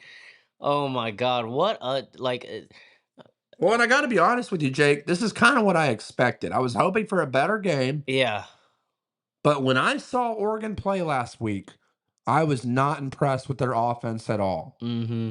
They went into the half up 6-0 against an offense that held the ball for less than 6 minutes in the first half. Yeah. The thing is, Indiana's not going to hold the ball very long. What a beautiful beard line that guy has. Good grief. That beard line is just as beautiful as his play calling. Oh, thank you. And right here next to me, too. But here's the deal. If you don't score, Indiana's going to. For sure. As they're proving. And they're going to score in multiple ways. They're going to run it down your throat. And then just when you start to ease up, they're going to put it right over the top. Mendoza obviously saw the one-on-one coverage there and said, my guy's better than yours. I'm going to throw it up and give him a chance. And he made one heck of a catch, man. And there you go, and it just works out, and that's a huge reason why you're up 28-7 with 3 minutes left to go in the second quarter. Good Lord. I mean, and Mendoza's going over there, and he's making all sorts of freaky, weird faces, and of course, Signetti's face hasn't changed since, I don't know, the start of the season. Sure. And it seems like this is all that Oregon has is like a couple 4 or 5 yard runs, which of course is good, but not when you're down 28-7. Well, the problem with Oregon is Dante Moore had that costly pick six with 10 seconds, but I don't think that was the killer. I think the real killer was that fumble at the goal line. Yes. I mean, if that's not the case, it's probably still a 2-score game and you feel a lot better. Oh my God. Wow. It happened again. And Indiana gets the ball back. And you best believe they're going to try to go down and score Oh again. yeah, dude. I might be getting me a oatmeal chocolate chip cookie here very shortly. Cobras are starting to ring around the stadium. Also, just want to mention again, this Oregon fan base. Can I just say it? I'm just going to say it point blank. For any of these Oregon fans, your fan base sucks. It is the most. I mean, it's like being an Oregon fan is like being a Yankees fan. It sucks. You don't show up. But granted, the Yankees fans show up, but you know what I mean, right? Like last game at the Orange Bowl, maybe 10% of the crowd was wearing green and yellow. This game, I don't see but maybe 500 people in that stadium. Mendoza with the keeper slips a tackle, slips another one, gets stood up, but my goodness. And look at the offensive line. Look how they treat him. Yeah. That's team ball right there. That's their captain, man. That's their king. Listen, last night when we watched the Miami game, Trinidad gets thrown out of bounds. That whole offensive line still standing at the 50. Oh yeah. I was very surprised by that.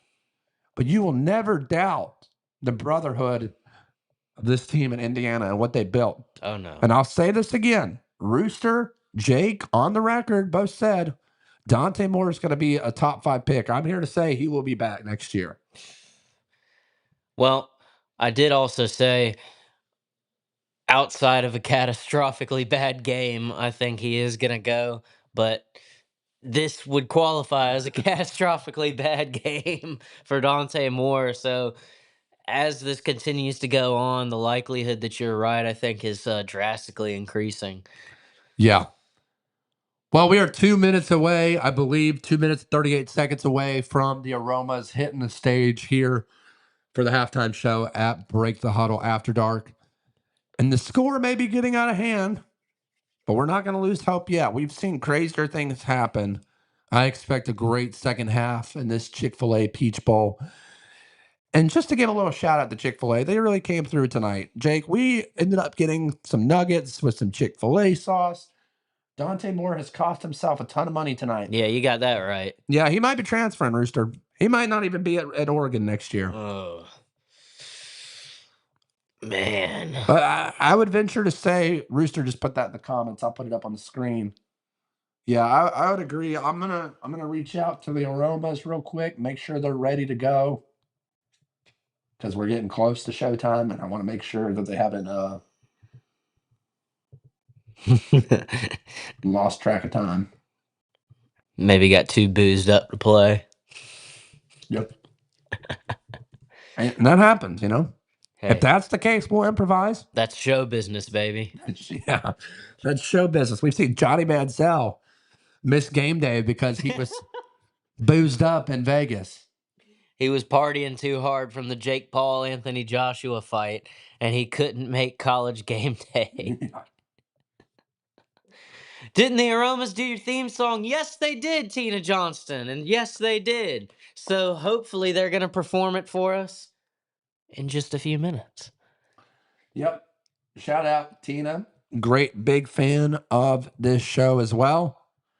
But yeah, you're exactly right, Tina. The Aromas did create the theme song. I'm trying to get your comment up here, but for some reason, this thing is in the way.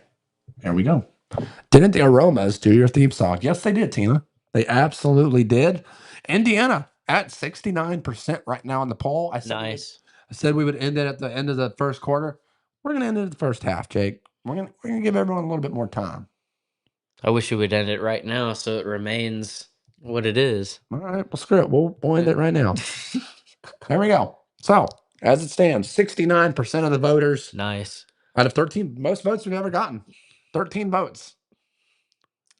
And there's Reese Davis. I don't know who are they talking to there? I know he's a former Oregon player. That's not Thibodeau, is it? No, Thibodeau's not that old. There's Nick Saban, the bane of a lot of people's existences. Yep. Here we go. Final 2 minutes of the first half. I think if you're Indiana, you're just running out the clock and getting a field goal. I mean, Dante Moore can't believe it. He don't even know what to do. He's thinking he might go shave his head in the locker room. Probably be a good idea. Who just called a timeout? Someone just did something. Oh, is that the 2-minute warning? Yeah. If you're just tuning in, be sure to hit that subscribe button. Help us get to 1,000 subs. We're at 934 right now. Come on, guys. We know you guys can help. It's free, costs nothing, but it really helps the show. And look, we got a live look. Greg McElroy, 6'4". Sean McDonough, 5'6". Look at these two squares. I mean, like, Just a couple of scumbags. it was the worst ties I think I've ever seen. I mean, look at those ties. Yeah, do you see this suit I'm wearing here at Break the Huddle? Let me stand up so I can show you. Have a stand. Yeah, listen, look at this. This is Men's Warehouse, baby. Okay, this is the real deal. Think anyone wants a roundhouse kick in these bad boys? I don't think so. All right, back to the show. Great job right there, staying in bounds by Pawns. I almost thought about taking off my belt like Michael Irvin. There. Easy. Putting belt to what? Belt to what? Yeah, we won't say it, but that's what's happening right now to Oregon. Oh, brother. They are just dialing it up, man. I'm telling you what, I saw Miami do a great job last night, but I said this at the beginning before the quarterfinals. There are some years where there are teams that you're just not going to beat them. They just will not be denied. No, and the thing is they don't just win; they dominate.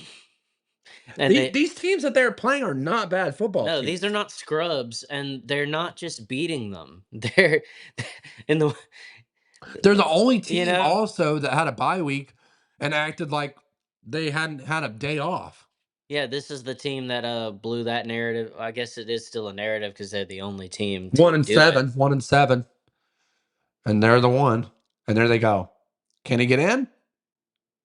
Oh, he's gonna be short. But That's okay. Let the clock tick down a little yeah, more. I think they want the ball back again. At this point, they might get it. They might. They might. We got the Aromas coming on in a minute 29. I hope.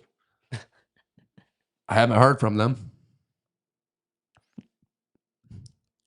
Just completely dominating them in terms of yardage gained. And I mean, 3 turnovers by the Oregon Ducks so far tonight, all of which have resulted in points for Indiana. I mean, Pitch play to the outside, up the middle, stuffed.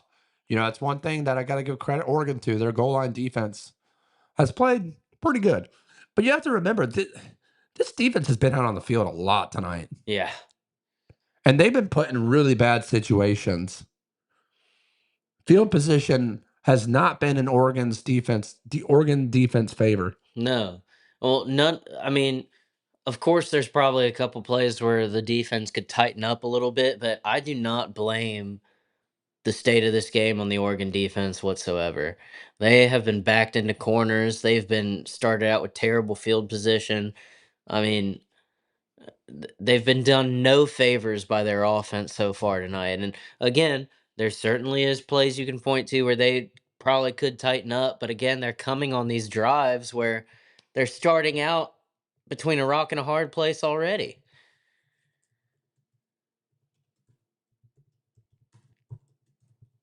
And look, tonight Oregon has turned the ball over 3 times.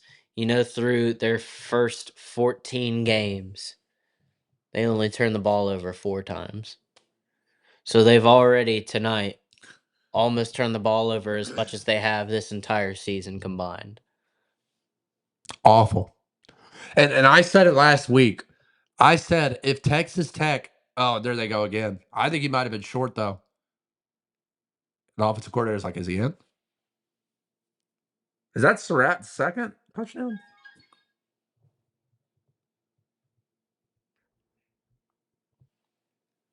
Oh boy. So we got 59 seconds left in this first half. That ball was even deflected. Was he down? Was he? Nope. Would they count the ankle down though? Look at the duck on the ground. He is just defeated right now. Oh boy. Wait, watch when he slips right here. Because don't think, well, hang on. This is why we have Uncle Buck, rules expert. Let's bring in, ladies and gentlemen, America's favorite uncle, Uncle Buck. Uncle Buck, what are you seeing on this play? Is he in? Uh, he's in. There's not enough to overturn it. When his butt hits, the edge of the football is across the white line. It should be upheld unless no neck pulls his no neck shit. And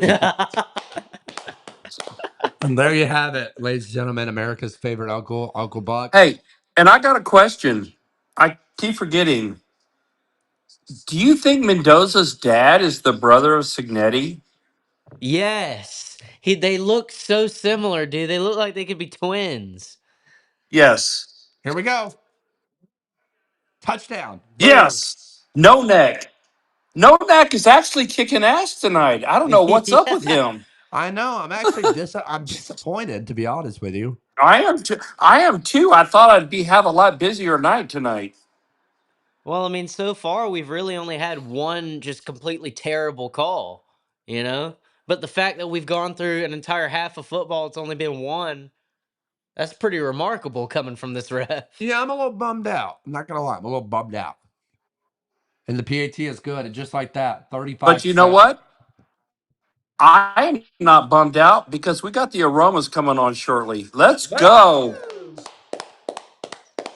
That's right. In just under a minute, 59 seconds to go, we will have the best band in America, all the way from Detroit, Michigan, the Aromas. They will be playing live from Detroit, Michigan.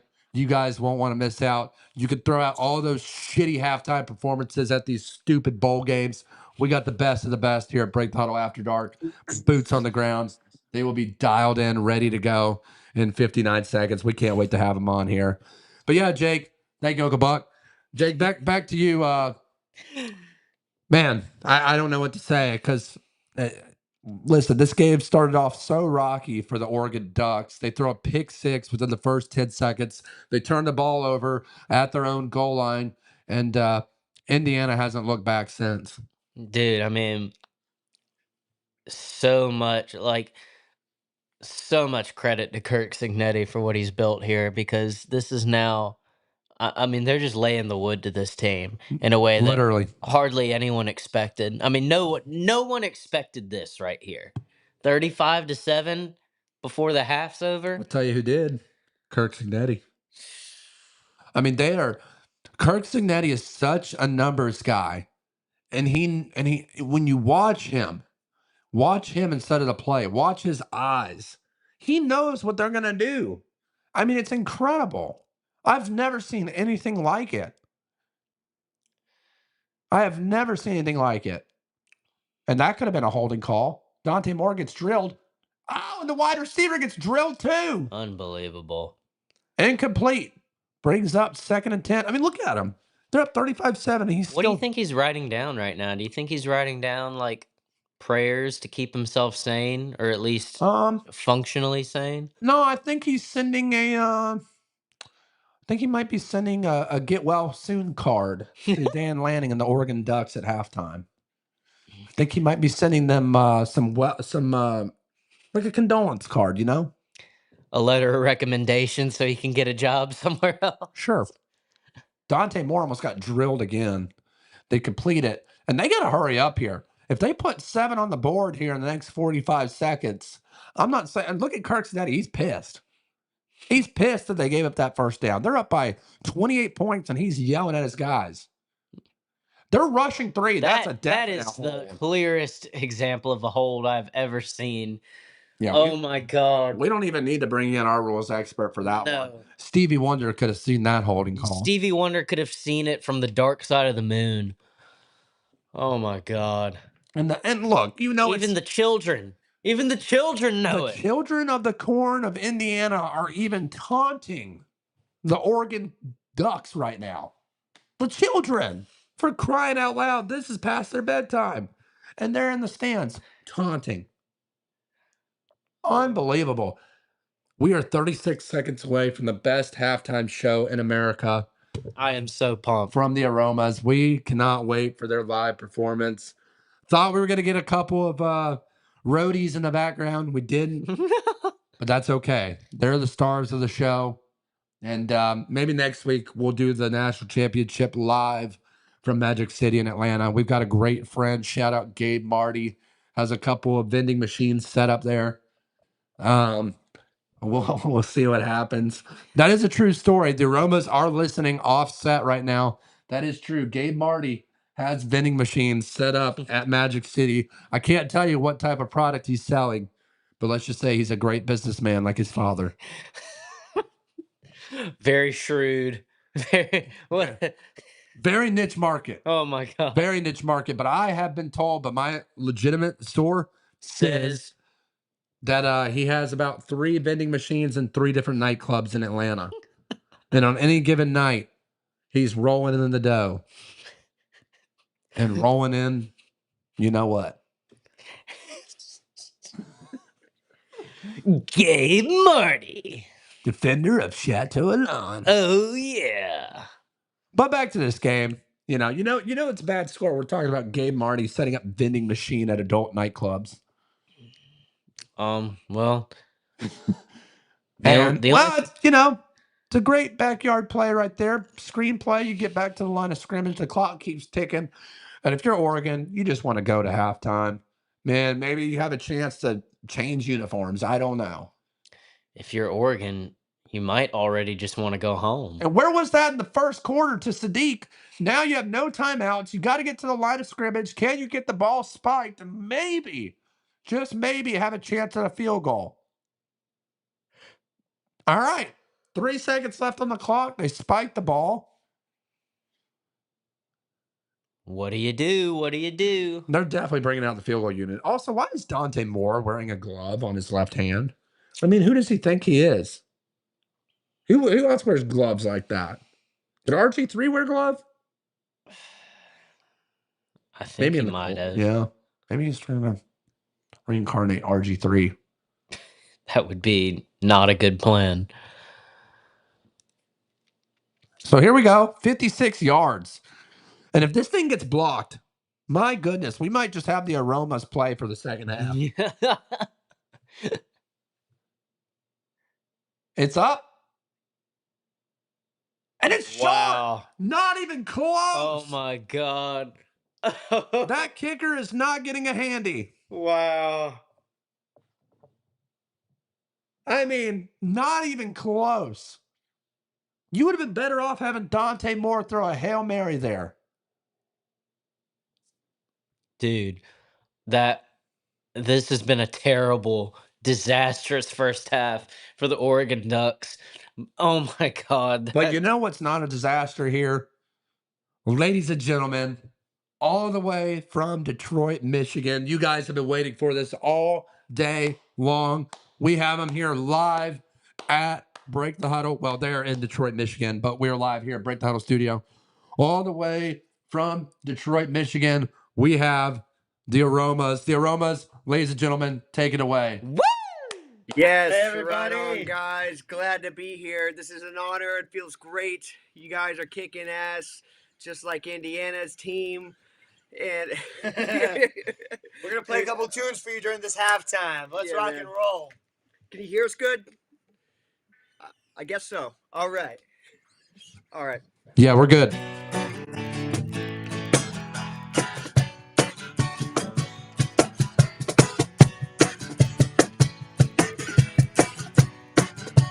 Here's the video. I'm tired of the shade and all the blame. They're trying to point a finger for the mess they made. I just want to take a train far away. I don't know what they're saying, but it was not me. A ghost in the penthouse. There's a ghost in the penthouse. A ghost in the penthouse, but it was not me.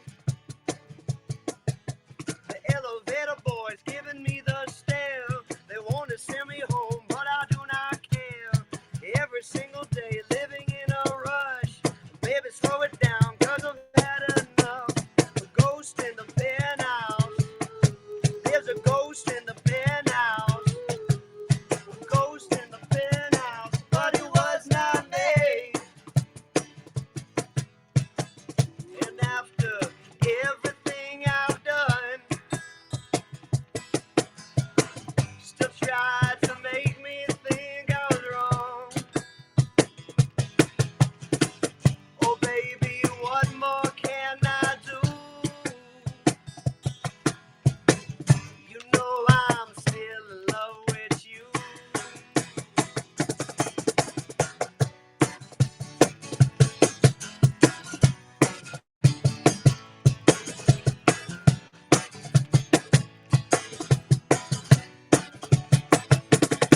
Cause there's a ghost in the penthouse. Oh, there's a ghost in the penthouse. Yes, there's a ghost in the penthouse, but it was not me.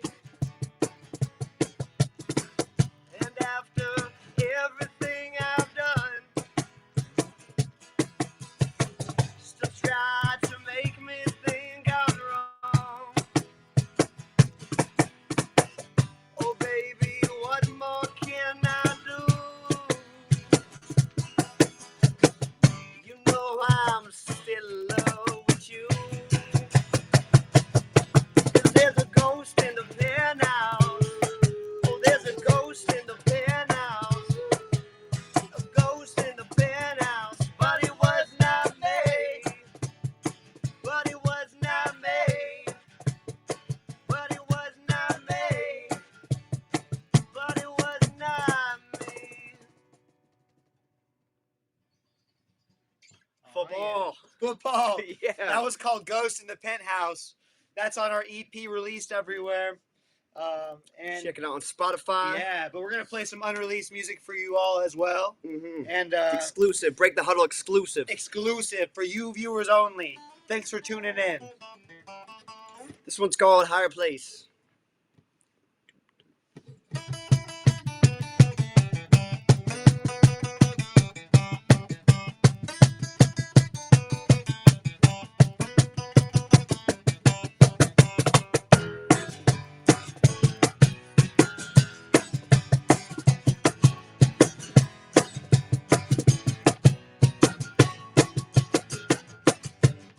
Late one night, I was walking around the empty streets of a quiet town. I heard some sound come from out of sight. I held my breath and my chest got tight. The wind grew strong, my feet went numb. There was no place for me to run.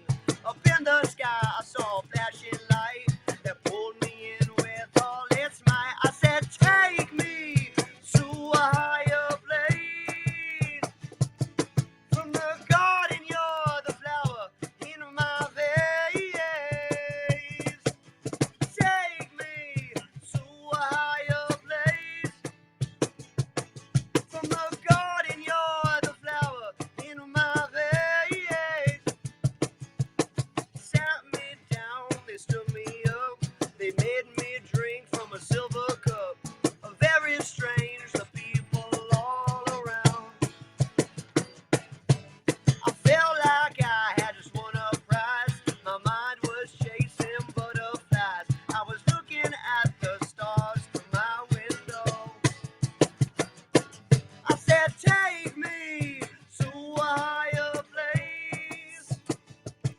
From the garden, you're the flower in my vase. Take me to a higher place. From the garden, you're the flower in my vase.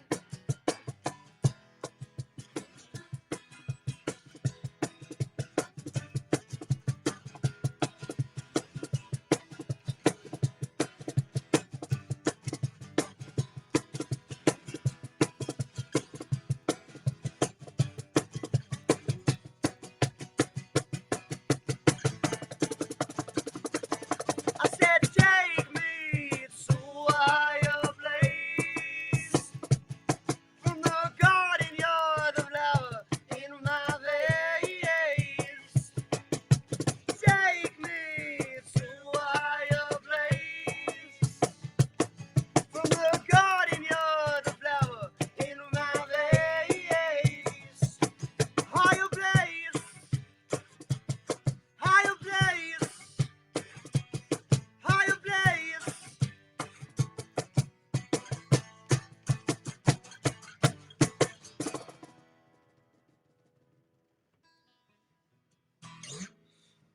All right. Cool. That was called Higher Place. Higher place, everybody. Like where Oregon's trying to get on the scoreboard, a higher place. Well, up in the state of Oregon too, guys.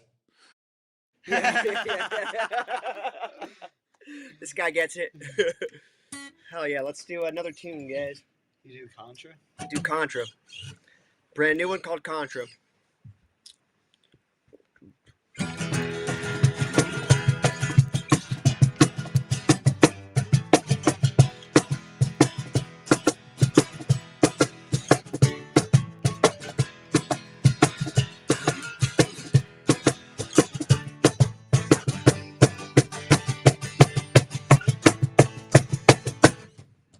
Apple juice and cigarettes.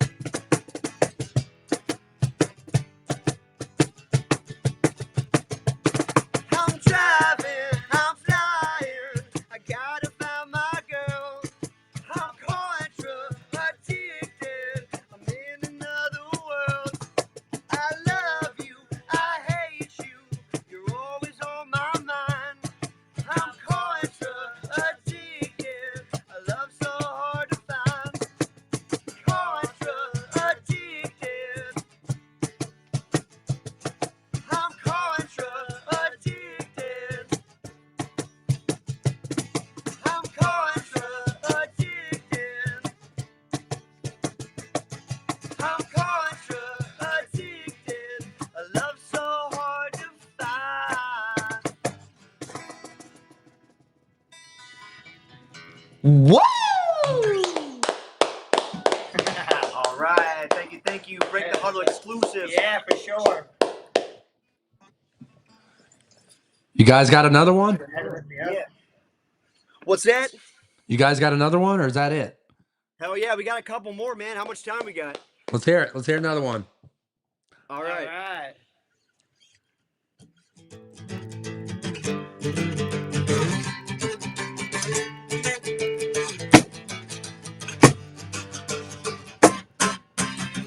Woo! Sometimes I'm wrong. Sometimes I'm right. We get along. Sometimes we fight. No matter what they say, my darling, I still love you so. Take it day by day till the sun gets low. Alright, but I need you. Wanna please you. Never leave you. Heaven lifts me up. Heaven lifts me up.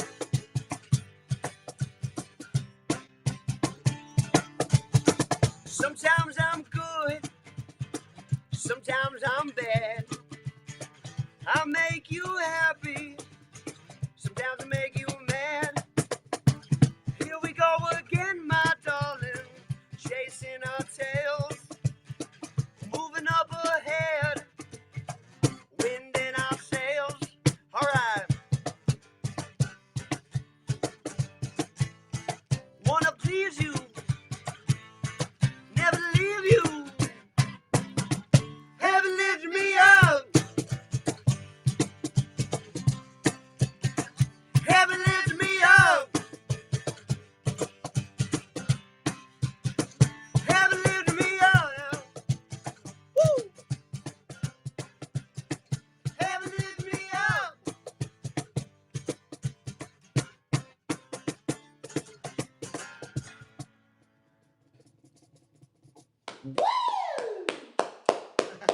All right. What was that one called? That one's called Heaven Lift Me Up. I love it. I love it. That's another exclusive. That's what all the organ players are saying in the dressing room right now, in the locker room. They're saying, "Heaven, lift me up." Heaven lift me up. I need to make my next field goal.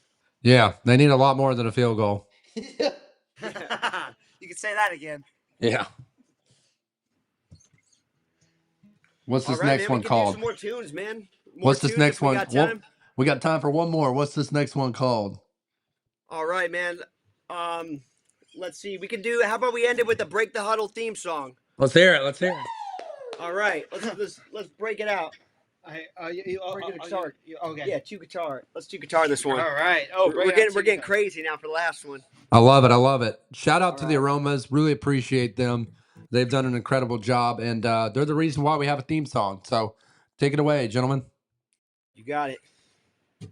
1, 2, 3. 1, 2, 3, 4.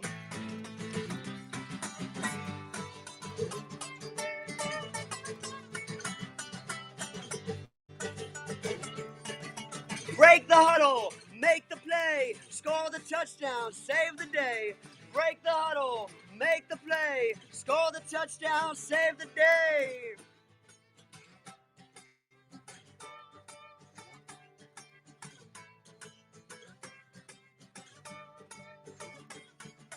Break the huddle, make the play, score the touchdown, save the day. Break the huddle, make the play, score the touchdown, save the day.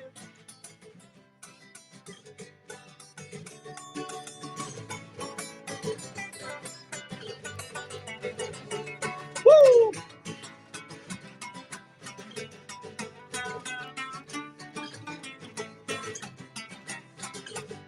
One more time.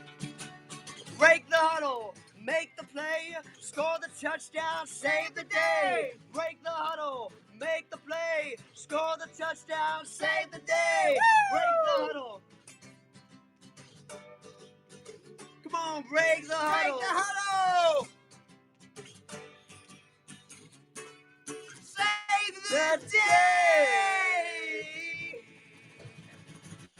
Woo!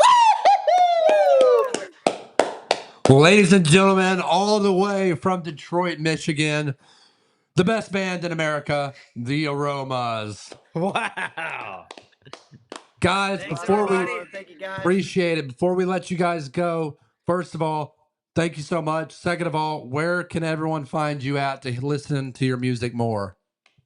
You can check us out on Spotify, YouTube, Apple Music, anywhere where you can stream. And follow us on Instagram at the Aromas Band. You get to see all the goodies, all the action, what's going on. Yeah, see what we're up against, see what we're putting out, and you can follow us and listen to us, see all the newest stuff right there. Yeah, guys, if you're watching the show, be sure to go check these guys out. They're the real deal. They go on tour. They play at local bars and venues up in Detroit, Michigan. They travel a lot, so we're excited to see what you guys can put together in the future. Really appreciate you guys coming on. Really appreciate you guys making that theme song for us. We know Benji, we've been in the works for another song for Break the Huddle After Dark. We're gonna have that out come next season, and you guys aren't gonna want to miss out. So again, thank you so much. Be sure to check these guys out, and ladies and gentlemen, the Aromas. The Aromas. Thanks, guys. Thank you. Thanks for having us. Fun time. Appreciate Enjoy you the guys. show. Enjoy the show. Keep kicking ass. Woo-hoo-hoo! Wow, wow, wow. What a show. What a show. Jake, man, wow.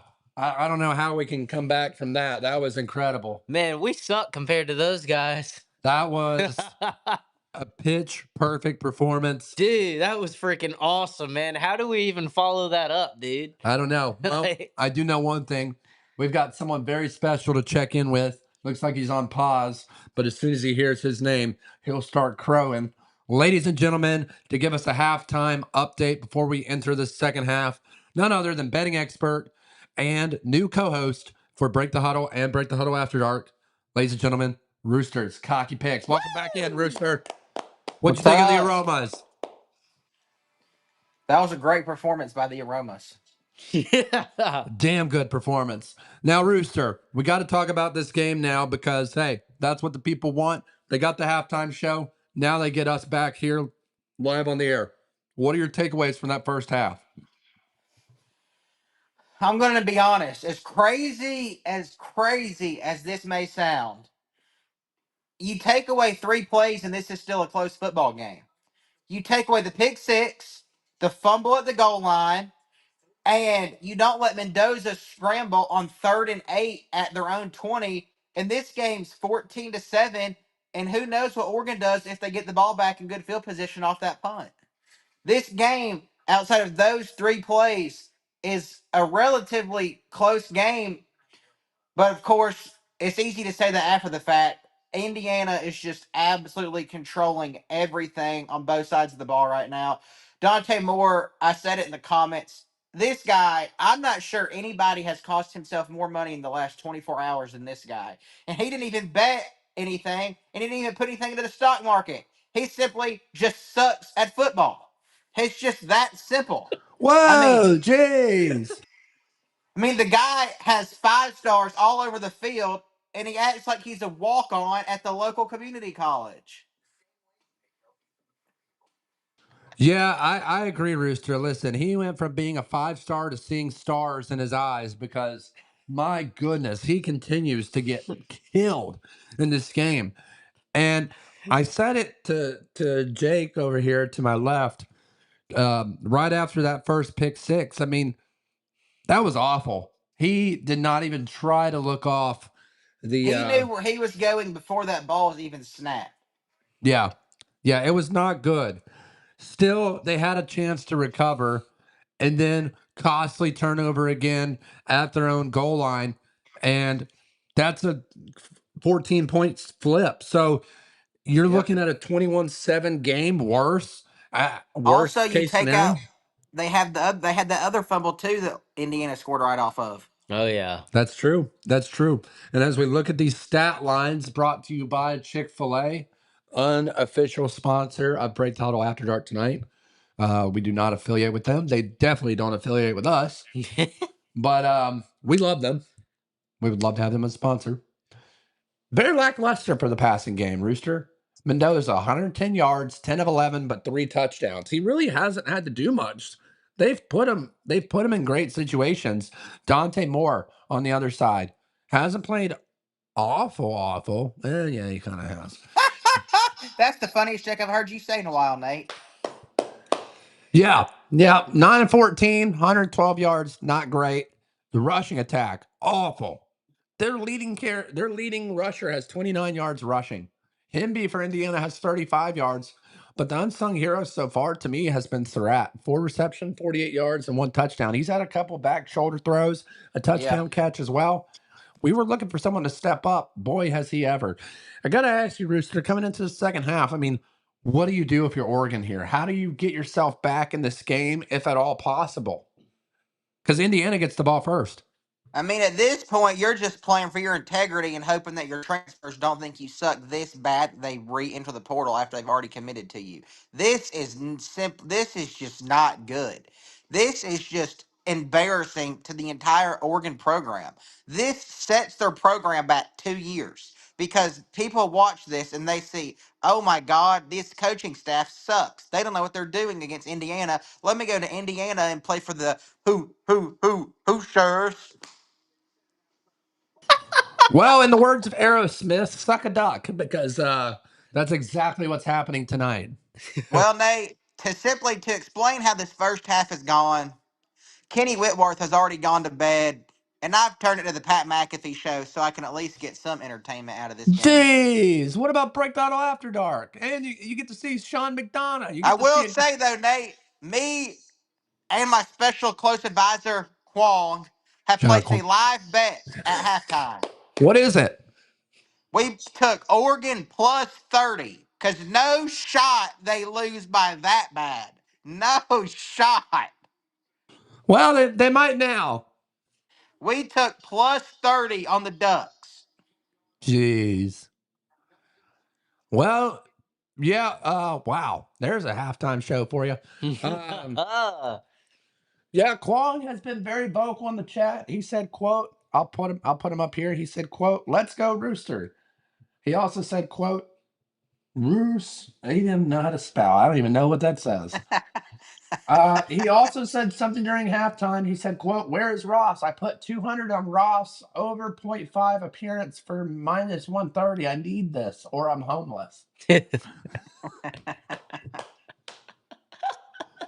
Yeah, gonna be an interesting second half. If you're Oregon, you got to come up with a quick stop. I mean, you've got to find a will, a way. And that kick at the end of the half was just atrocious, man. That was the Yeah. cherry on top. I think if you're Well, Oregon, Nate, then you've got to get I'm on the going to sit bus. here and watch the second half and we'll check back in for the post game show. Sounds good, ladies and gentlemen. Betting expert and new co-host Rooster's cocky picks, and just like that, no net comes into play. So we're gonna jump right over to rules expert Uncle Buck. What'd you see on that one?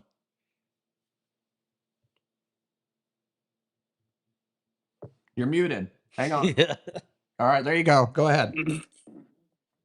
I saw a flag by No Neck. Is it a good call? I don't know. I'm trying to fix my sofa. All right, we'll get back to you here in a minute, ladies and gentlemen. America's favorite Uncle Buck. Well, Jake, I think Rooster said it best. This program has taken a major setback this year. They got their pants pulled down in front of them last year against Ohio State. You thought the narrative might be different this year, thought they might have a chance to come out and prove themselves and redeem themselves. And they're getting spanked like a baboon. Oh yeah, man. I mean, just totally bent over, and just Indiana's having their way with them. That doesn't, I mean, listen, I still don't think Oregon's a bad football team. Indiana's that good. Like, we've seen them now There's destroy. Surratt again. Yep. We've now seen them destroy Alabama. Yeah. We're seeing them destroy Oregon. These are not bad football programs. This shows you how dominant this Indiana team is. And I'll tell you what, if Indiana comes out and does this again next year, I think you're looking at Kirk Finetti. Oh boy. To me, I mean, he's already proved himself to be a Hall of Fame coach. Oh yeah. But because people forget how good of a record he had at James Madison too, and what he did with that Well, program. he's got to win it this year in order for that to start being a Agreed. thing. Agreed. And this game's not over, but Oregon's got to get something going quickly.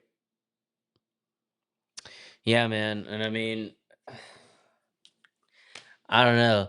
Still, Oregon did a great job of getting to this point and having a good enough season in order to be in the college football playoff semifinal. But the reason that we're talking about this, and it's not crazy to suggest that this does set their program back multiple years, and this is because of how embarrassing this is. You're not just losing they didn't do what, no one's saying any of this stuff about Ole Miss right now, Yeah. and they're in a arguably much worse situation. But Beautiful throw to Becker there. they didn't get embarrassed by the team that they played, No. then lost to. This is what's happening in this game. Therefore, all of this criticism is absolutely fair to be levied against the Oregon Ducks right now. Well, and this is going to look even worse. Let's just go ahead and assume Indiana goes on to win this game. Yeah. And then next week or a week and a half, whenever it's on MLK Day, the national championship, let's say Miami keeps it close or even beats Indiana. That's going to look awful on the Oregon Ducks' part. Oh, yeah. Wow. And just continuing to gash them for chunk yardage on run plays. I mean, they're having their way.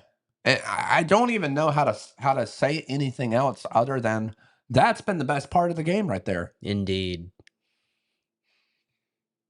Many great parts. Someone just said in the comments, Jada L. Maramori. I hope I pronounced that right. You did not. Let's go Hoosiers. I did pronounce that correctly. Yeah, you got that part. Thank you for joining tonight. If you haven't already, hit that subscribe button. Hope you enjoyed the halftime show by the legendary band, the Aromas. Well, I know he's enjoying the show right here because if you're a Hoosiers fan, then you're loving what you're seeing right You here. dang right you are. You dang right you are. And listen, Indiana, man, they are just imposing their will in this playoff. Really all year. And it turns out, too, that the thing that Rooster's Cocky Picks always says about the quarterback matchup heavily favoring the team that's going to win, the team that has the better quarterback. Yeah. Here you go. This team has the Heisman winner who has been playing amazing football in the playoff and is continuing to play amazing football at this game. I mean, Mendoza's reading a book back there. And then he takes off and does, oh my gosh, and he follows it. Holy crap. And they managed to recover it. Wow. That was the offensive MVP for the Rose Bowl. Yeah. The star center. Kunag. He potentially just stopped a major wound from bleeding profusely right there. That could have been a swing in the game. And listen, I understand they're down by a lot, but dang, lucky break for Indiana because. And that's why you run the field when someone's running. That's what it takes. Oh, just got another comment from Monkey Universe. He said, quote, I'm also from Indiana. Well, welcome in. Nice. Let's go Hoosiers. Appreciate the support. Hope you two from Indiana have subscribed. We will be live again for the national championship game. Also, once we cut out of this live tonight after the game,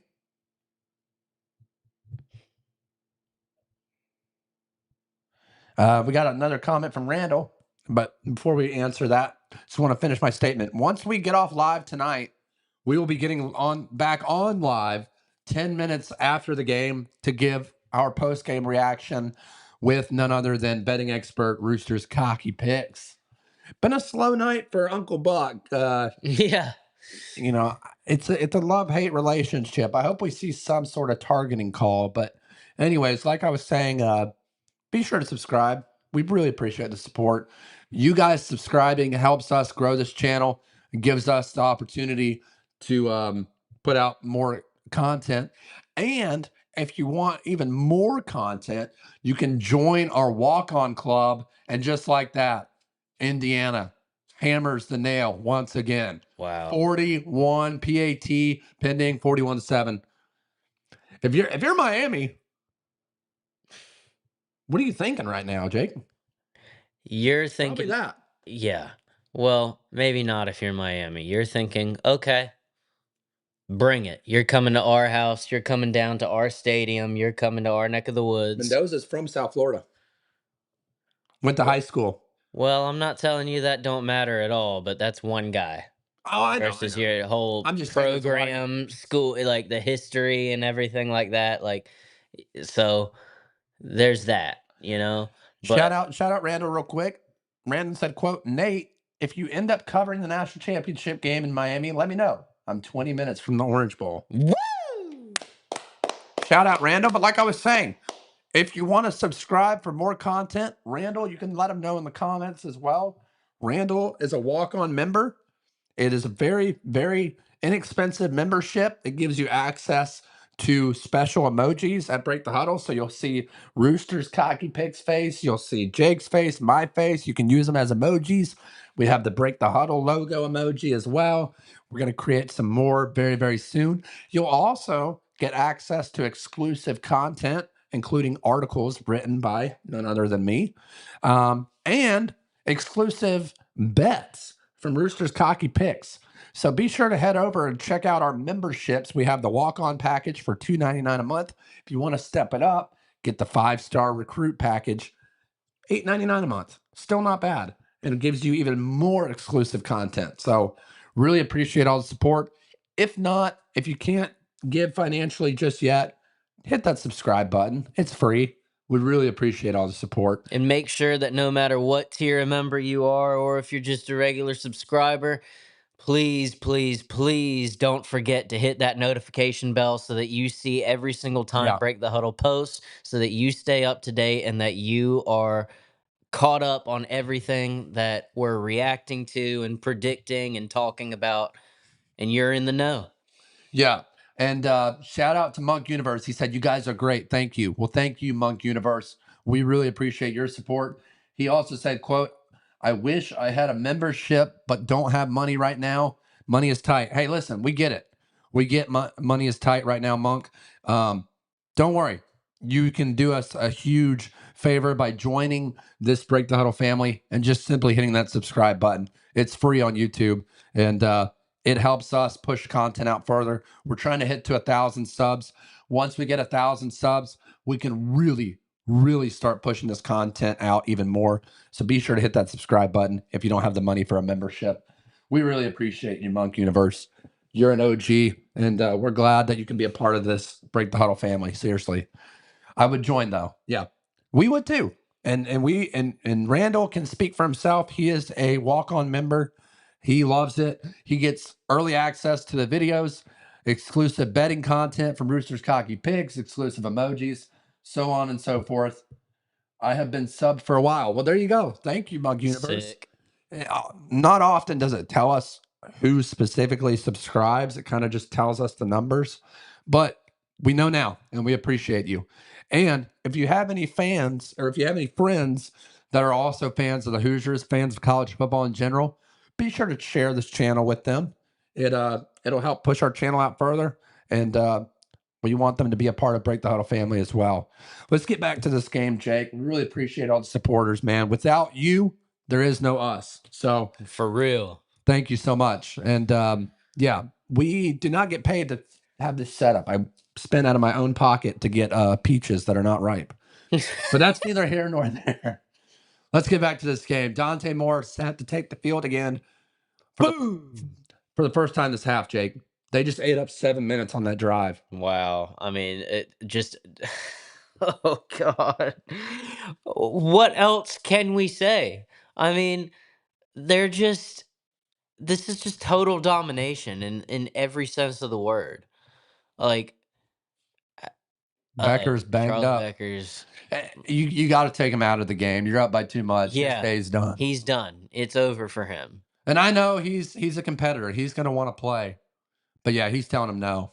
You're done. And he's saying you're done too. Yeah. You might as well go back to the locker room right now and get Take him a shower. Yeah. take a cold plunge, whatever you need to do, get healthy for this national championship game. Get on DoorDash, order And there we yourself a go. cheesy Off to the chalupa. races. Can he go all the way to the 30, to the 20? Can he be caught to the 10? Makes another move, and he's tackled at the 5-yard line. And there you go, Oregon with a huge run play. And there we go. A huge. What a run, but wow, we could have used that earlier. Wow. De'Ara Hill Jr. Oregon's got a score here, but I mean, man. Rooster's cocky pick saying that drive by Indiana was an exact representation of this entire game. Also saying every break went Indiana's way, even the fumbles. Yep. I mean, but here you go, Oregon, with a huge play right down the field. And there's interference. And that's a good time to bring in our rules expert, ladies and Rules gentlemen. expert. America's favorite Uncle Buck. Uncle Buck, we see you're in the dark now. Your set has changed, but your rules have stayed the same. What are your thoughts on this play?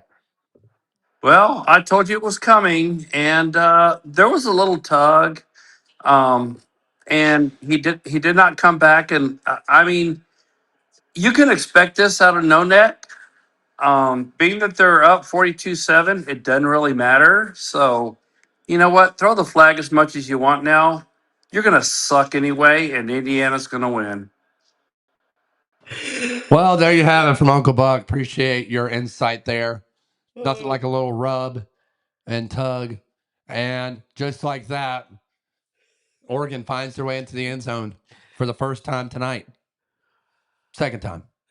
Feels like the first. We do love America's favorite Uncle Buck, and I'm sure the donors over there and Dan Lanning signaling go for two. I mean, why wouldn't you? You have I nothing mean, to I lose. guess it doesn't really matter, right? Well, there's two right there. So There's more than two. There's more than two. There's quite a few. yeah, sure. Why not?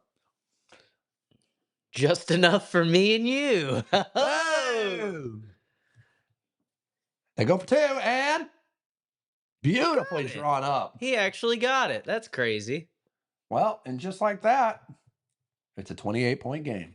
27. I think I did the math right there. Yeah. Sure, yeah. If not, my girl, if you're still watching this, she will let me know because she's way smarter than me. We got the score on Oregon's side. I mean, on Indiana's side. Could have been a little interference. Good catch by Sadiq right there. So, Nate, if you had told me a week before when this game was set in stone to happen on this day at this time between these two teams, Sure. that through the third quarter, about halfway through the third quarter, the score would be 42-15. I'd have slapped you silly and told you you're crazy. And yet, that's exactly what we have here. How did we get to this point, man? Well, I'll tell you this, Jake. Right now, Oregon needs on their sideline none other than lead actress of The Sound of Music, Julie Andrews. She needs to get on that sideline and sing, "Climb every mountain." Because that's exactly what it's going to take for Oregon to get back in this game. They're going to have to climb every mountain.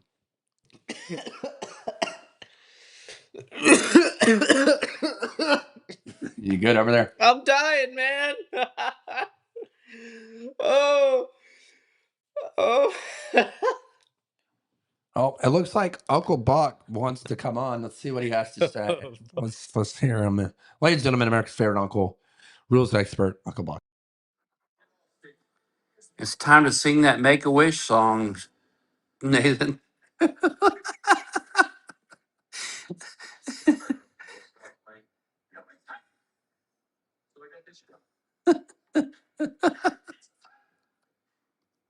Oh, also, Nate,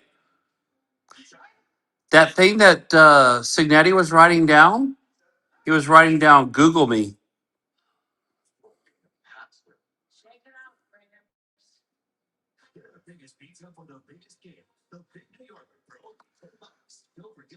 I can't hear you, Nate.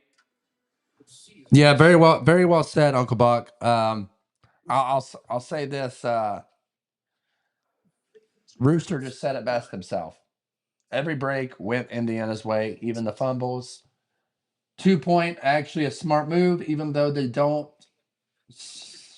I think he must type that. Even though they don't so many and won't come into play, but you now need 3 I touchdowns. think he means they're down so many and it won't come into play. But Okay. now, if it were to Okay, there you matter, go. now they technically only need 3 touchdowns, 2 points, and a field goal instead of 4 touchdowns. It sounds great on paper. Yeah. Again, sing that Make a Wish song because that's what they need. This is my wish. Ladies and gentlemen, America's favorite uncle, Uncle Buck, will be checking back in a little while. You just never know what you're going to get from Uncle Buck. But dang, do we love him. And it's a great hire. Oh man. And there's the national championship trophy. Indiana hoping to be able to hoist it For the first time ever. for the first time ever. Oregon's never won a national title either, That is crazy, by the way. by the way. Does it seem, and listen, I'm a Cowboys fan. I'm okay. Yeah. It's going to be okay. But my question to you, Jake, Are is you okay? I'm good. But I do want to ask you this. Is Oregon the Dallas Cowboys of college football? I know a lot of people said A&M is, but like Oregon's always in the mix and they can never get it done. And look at that. Wow. It can't be Wow. caught. There's a flag. Might be coming back. Let's see what It happens. might be coming. And just all like the that, way we're back. bringing back in America's favorite uncle, ladies and gentlemen, Uncle Buck. What'd you see there? I got to see it again because I saw the flag. I didn't see the hold. Oh boy. And again, like I said, when Indiana was going to rack up points, No Neck was going to start throwing the laundry. Well, and I'll be honest with you. And I'll be honest with you too, Uncle Buck. If you heard it correctly at halftime, Rooster said that he was taking Oregon plus 30. Maybe No Neck took Oregon plus 32 at the half.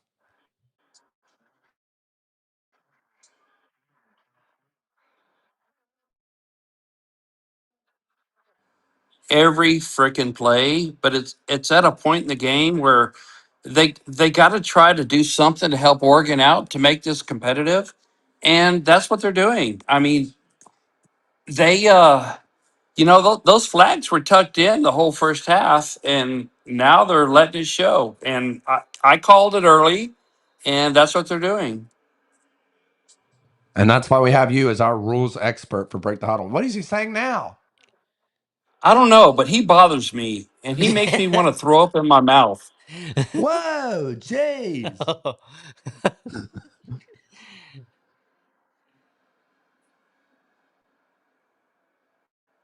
You know what? And if I was Indiana, I would take him out intentionally on a cross pattern.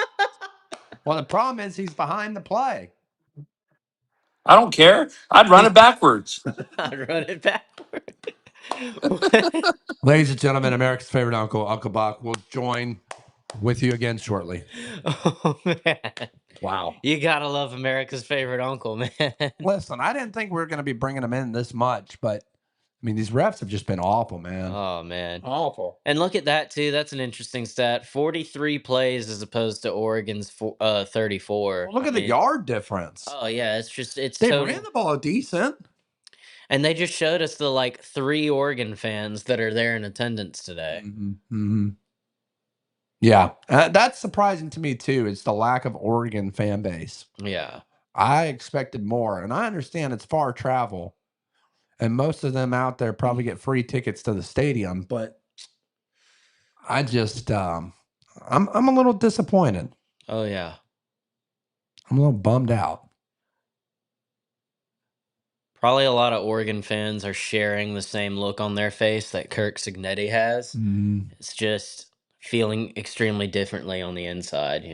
Yeah, I agree completely. Oh, And someone's helmet just came off, and they still complete the pass. firing a rifle once again to Surratt. Man, Wait, what's going on now? what are y'all doing? Oh, And that's Kugan, so he'll have to come out for at least one play. and that's starting center, Yep. by the way. MVP of the Rose Bowl. Might get MVP again. He does have positive yards in this game. Look at that stat. Fernando Mendoza in 2 college football playoff games has more passing touchdowns than he does incompletions. That's insane. 15 of 16, 172 yards, and 4 touchdowns. That is stupid. After this play, we're going to bring rules expert back in. All right, and they get stuffed. Uncle Buck, what do you got going on over there? I see you waving. Yeah, I just want to mention about the fan base. Indiana's there supporting, and I totally understand that. The problem with the Oregon fans is they're too busy protesting in Portland. Whoa, jeez. You wouldn't you don't you don't actually you don't actually think that they wouldn't show up to this game.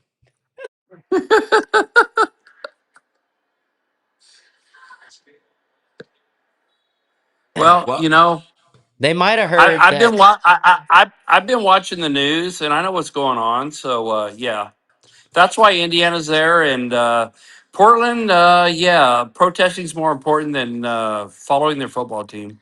You know what it is? I'll tell you what it really is. They heard it that the drinks at this stadium were served with ice. So they decided whoa. not to come. Oh wow! Jeez. Well, they are Woo! the stadium statistically, my source says have Oh, confirmed. there we go. You better throw a flag. I think that was overthrown. Okay. They're ready to bring in Mendoza's younger brother, though. Lil Bro's ready to come in. He's looking. He's itching to get in, man. And why wouldn't you be? You're up 42 to 15. And here he comes. No, 4th down. Never mind. Oh Yeah, boy. if that ball would have been in play, if they didn't throw a flag there, no, I would have been all over no neck. Well, Oregon gets a stop. The problem is Indiana milks another 7 minutes off the clock. I mean, they are just getting manhandled. Oh, Oh Lord. Wow. I mean, that was gift wrapped. Wow. That was perfectly placed. That's All right. just insane, man. Thank you, Uncle Bob. We'll be back with you shortly.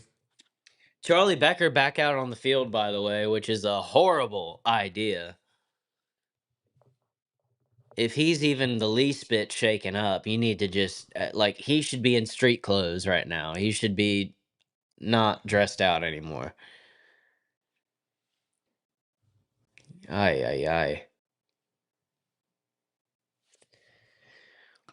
I Well, mean, I can't wait to get Rooster's post game analysis for this one. You know, it's bad when we're yawning on set. I mean, dude. I was really hoping for a better game than this, man. And the Wow. first 5 minutes of the game, it was going that way. It was looking exciting. It was looking like it was going to be bang bang, and there you go. And it turns out that no, we were just seeing the beginning of the end for the Oregon Ducks, dude. Because Mhm. Indiana has put their foot on their neck, their knife in their back, thrown the dagger. However it is that you want to say it, whatever analogy you want to use, Indiana has done it to Oregon, and a lot of it is I wouldn't even totally say it's self-inflicted wounds because Couple of them, but every single time Indiana's capitalized on it and which they've been makes it able to even put worse. together drives of their own. Mhm. So, of course, you do have the self-inflicted wounds, but that's not entirely what it is either because we've seen before, we've covered on our Friday night lives before games where I think back to week 1, Colorado and Georgia Tech. Great game. Colorado in the first quarter took advantage of, or well, they didn't take advantage, but Right. Georgia Tech turned it over 3 times. Mhm. They turned it over 3 times in the first quarter, and Colorado only came away with 7 points. Not great. Sure enough, what was the final result of that game? 27-20. If they had come away with Even points one. from capitalizing on all of those turnovers in the first quarter, they win that game. Yeah. So to circle back to this game, that's why I say it's extremely important. It's not just the fact that Oregon hurt themselves by turning it over. It's Indiana and a great job by them capitalizing on not just one, not just two, What? but all three of those turnovers. Yeah. Yeah, you're exactly right. And I mean, when you look at the team's stats, it's lean 24 to 16 minutes in Indiana's favor. That's not a huge gap. You look at the penalties, it's very close, 22 yards to 25 yards. The biggest difference has been the the the passing game. The passing game's been the difference. I mean, sure, Indiana holds a little bit stronger. Um, they're still rushing more per yards um, for Oregon, but the biggest difference has been the passing game. Indiana is throwing it 10 yards a pass. In just about every conceivable way, Indiana is crushing this Oregon team. Oh no. Sadiq just got folded up like a pretzel. Oh my God. You really hope he's not hurt.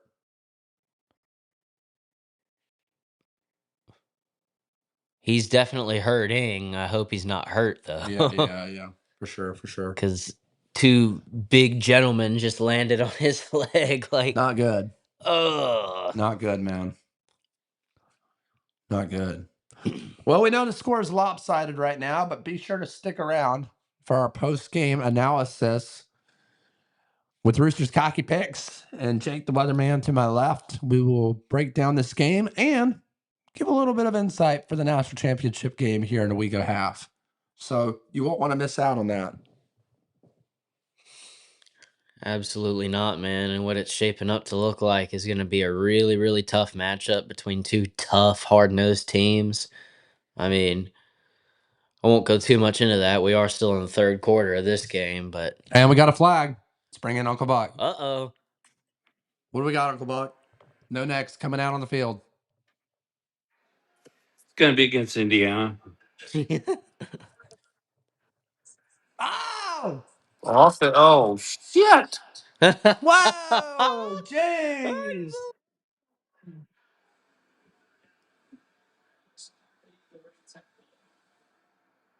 What are Oh, you come doing? on. Come on. He basically was, he grabbed his mask to help him up. You know what? Okay. That was the weakest face mask call I've ever seen, and No Neck needs to be fired. I'll co-sign that. Yeah, we'll see what happens He here, was, Uncle. he was in the pile trying to He's get going deep. up. He's got a man in. He caught it. Holy crap. He caught it. That was the best play of the night. If only that could have happened in the first quarter. Wow. Indiana Cobras. Oh man. You know it's bad when they're up by 28 and they're still a Cobra. And that was a pass interference. I can't believe they didn't throw a flag there. It's only because it's no neck. If he had dropped that ball, they would have called it. Guarantee. What a Yeah. catch. Rooster Okay, said, yeah. quote, what a catch.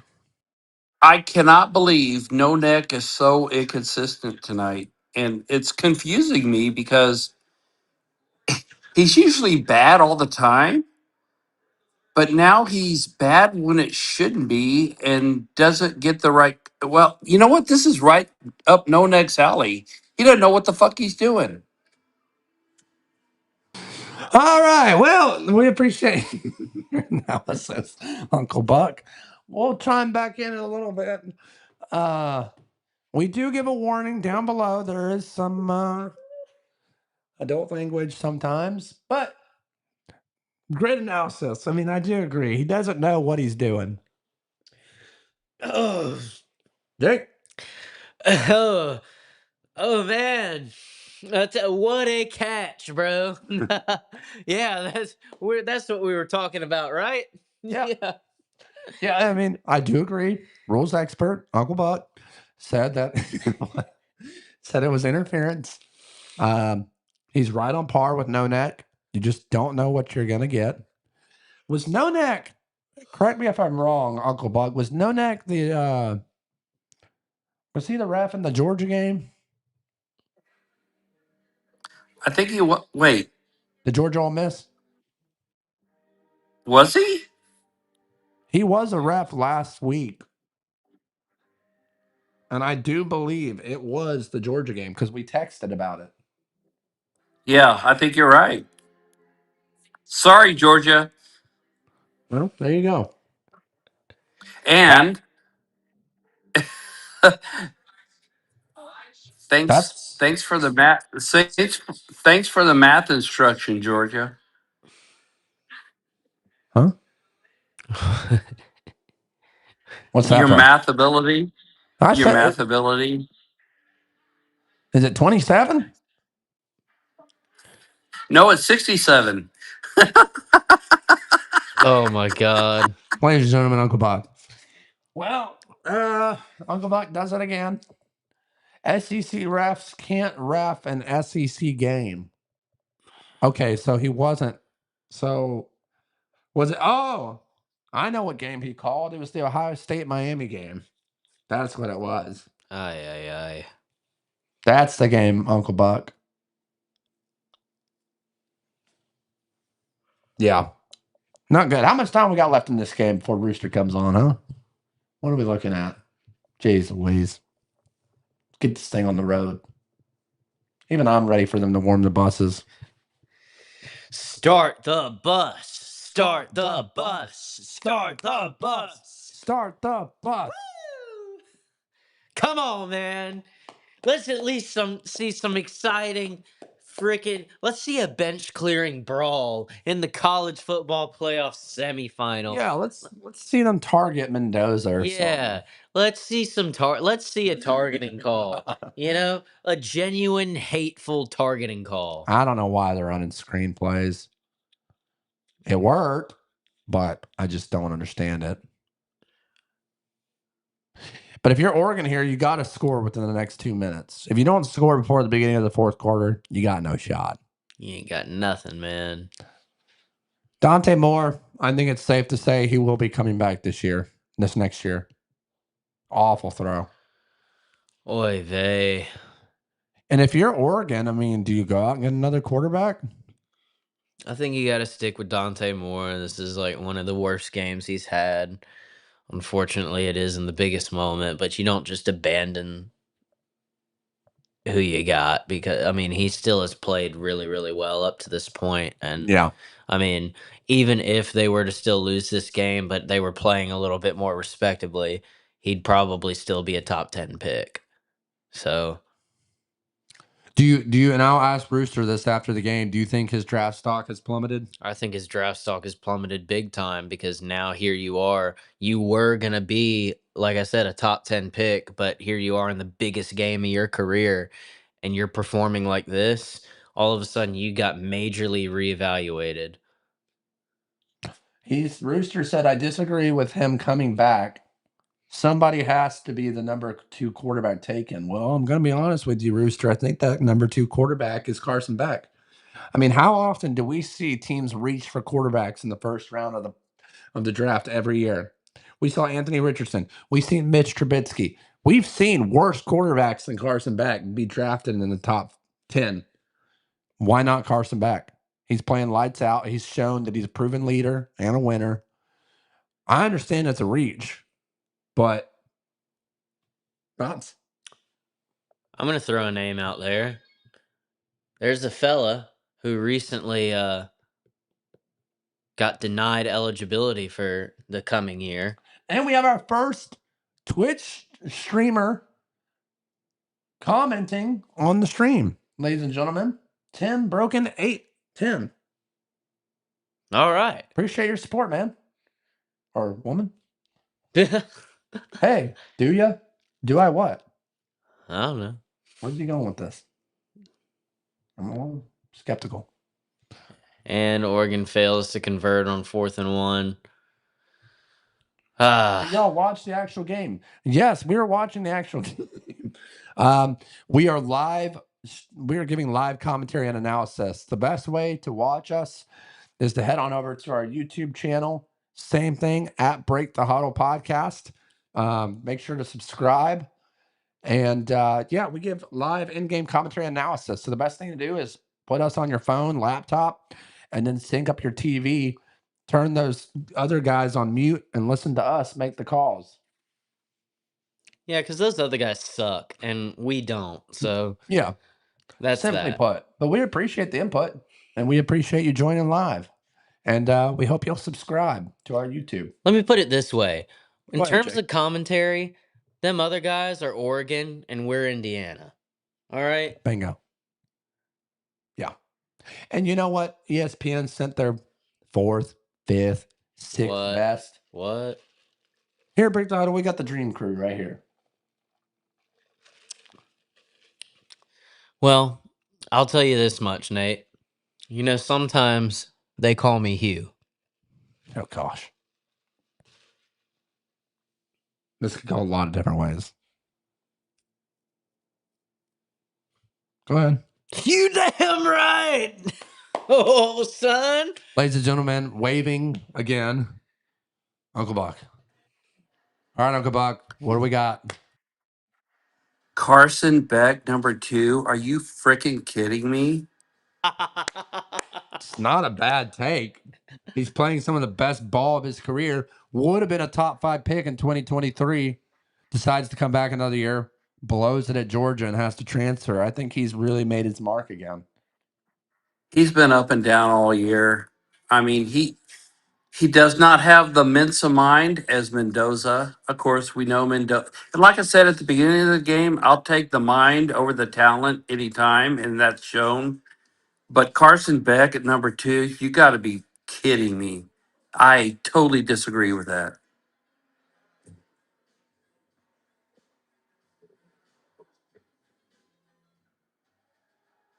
And silence. Go ahead. No, we're on mute on accident. Go ahead. Oh, I was going to say, if not Carson Beck, who would you take as your second quarterback then?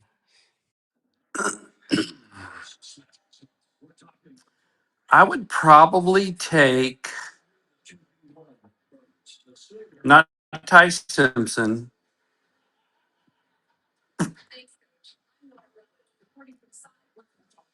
Um,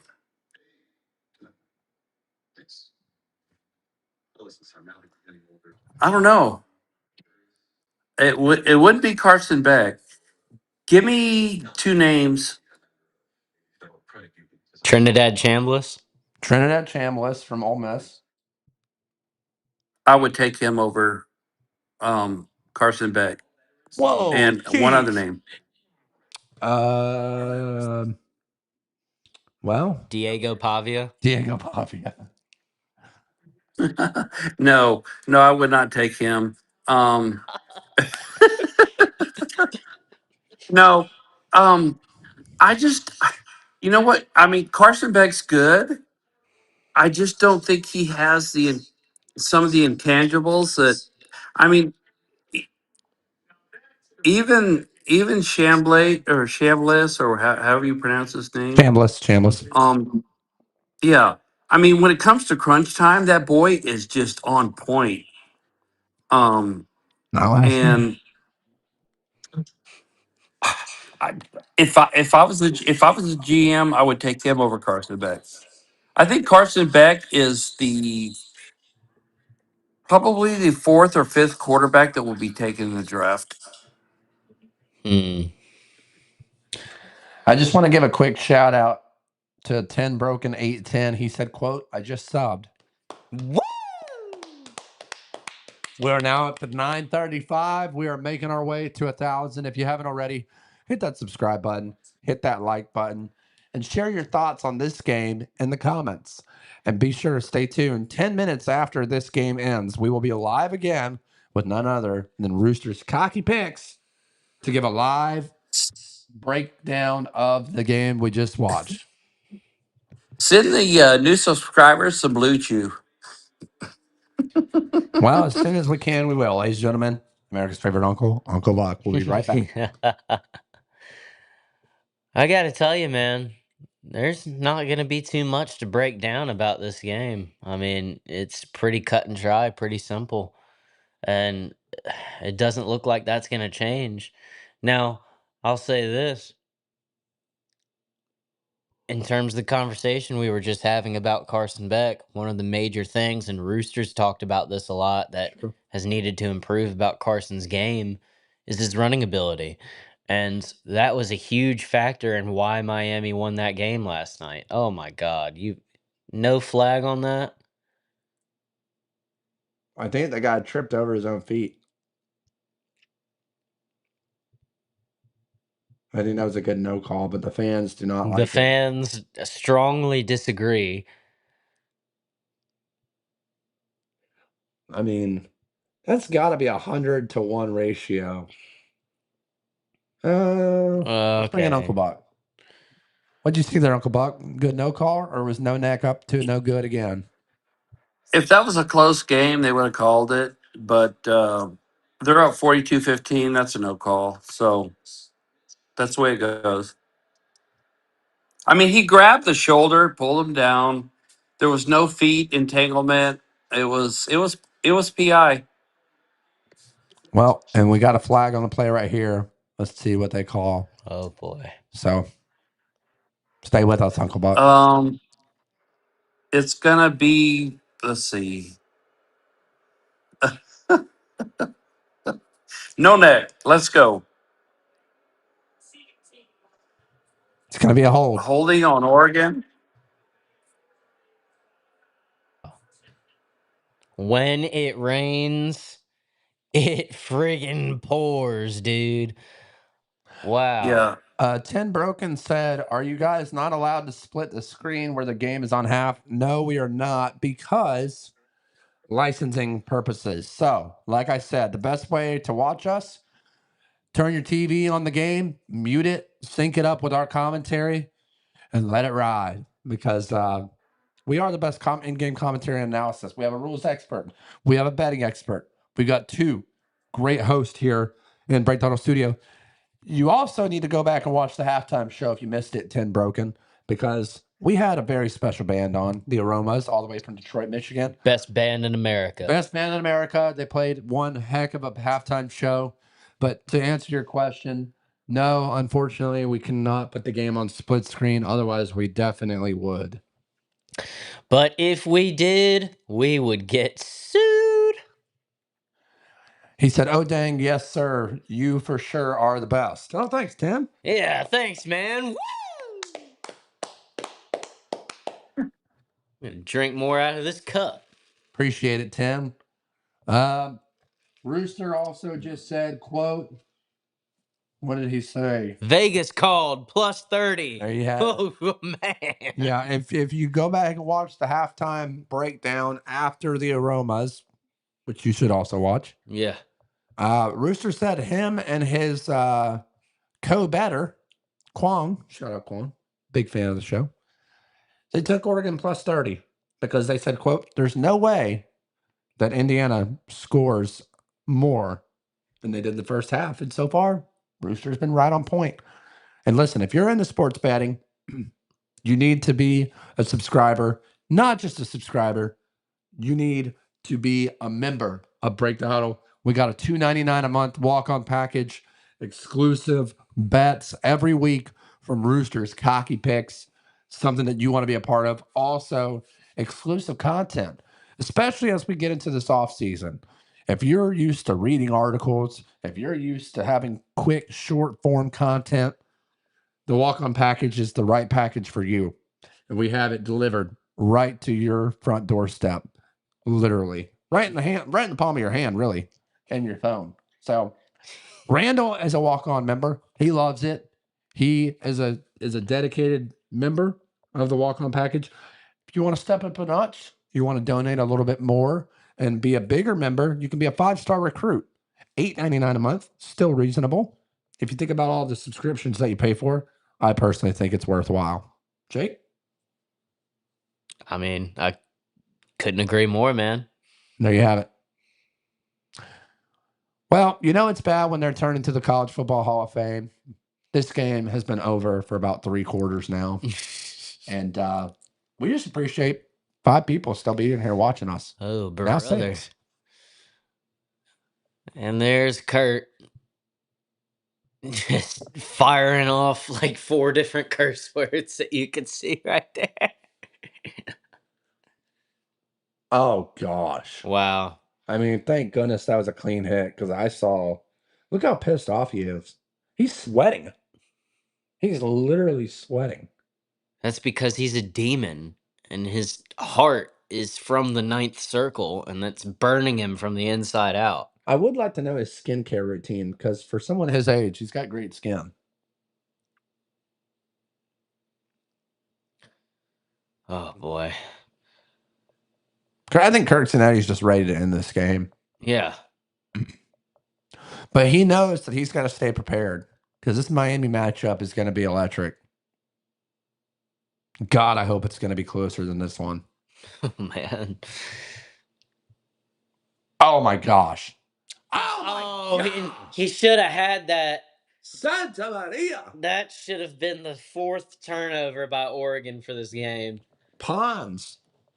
The second pick by Pons. Yeah, usually a very reliable guy in secondary to come up with those plays. Dude, that is freaking nuts. Oh, man, he should have had that. I do like the extracurricular. The extracurricular? Without going into too much, Oh, yeah. Okay. for legal reasons. For legality purposes. Yep. Now what? Oh my gosh. Let's bring in Uncle Buck, our rules expert. Delay game. Uncle Buck, I think Nodak is just trying to get some work in at this point. What do you think? I mean, it's delay a game. It is what it is. He had to throw a flag. He didn't like it. It was probably hard for him to take it out of his pocket, but he had to do it. Well, there you have it. Thank you, Uncle Buck. Oh my gosh, it gets wow. blocked and caught. And Indiana is going to have it at the I mean, this team just doesn't quit. And if your Roosters cocky picks, oh no. Roosters over there sweating right now. Quan might be homeless. Quan might be homeless after that. That was just awful special teams. You can't let a guy through. Oh.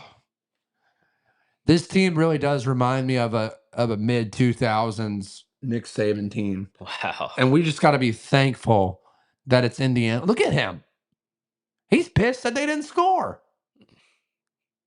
Why does he keep looking at the camera? Why does he look like that? Like he just creepy. I think they built Kurt Signetti in a lab. I don't think he's a normal human. He doesn't even blink. I think he's an android sent to coach college football. How does he always know where the camera's at? That's my question. You notice he's always looking at the camera? Oh my word, dude. He's a machine. Well, I think he actually is a machine. I think if you were to cut him open, oil would fall out instead of blood. Well, we know one country that could use that right now. Well, oh boy. There goes Mendoza. My goodness. 42-15. He's still putting his body on the line. To me, though, that's a dumb play call right now. I'm not doing anything that puts Mendoza in a position like that. And there's Kirk Cincinnati with the current announcer for ESPN's 4-string crew, Greg McElroy. Oh boy. That feels like ages ago. But this is the type of team that it reminds you of.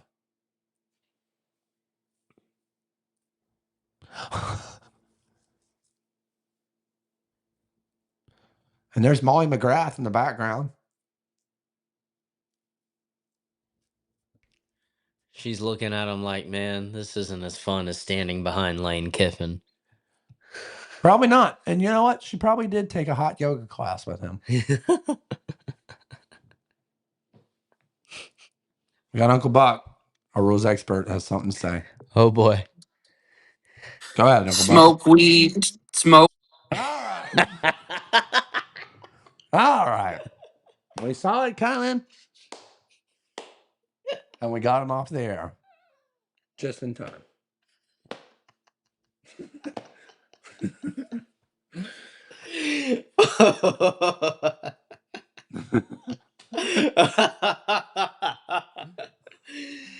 Woo!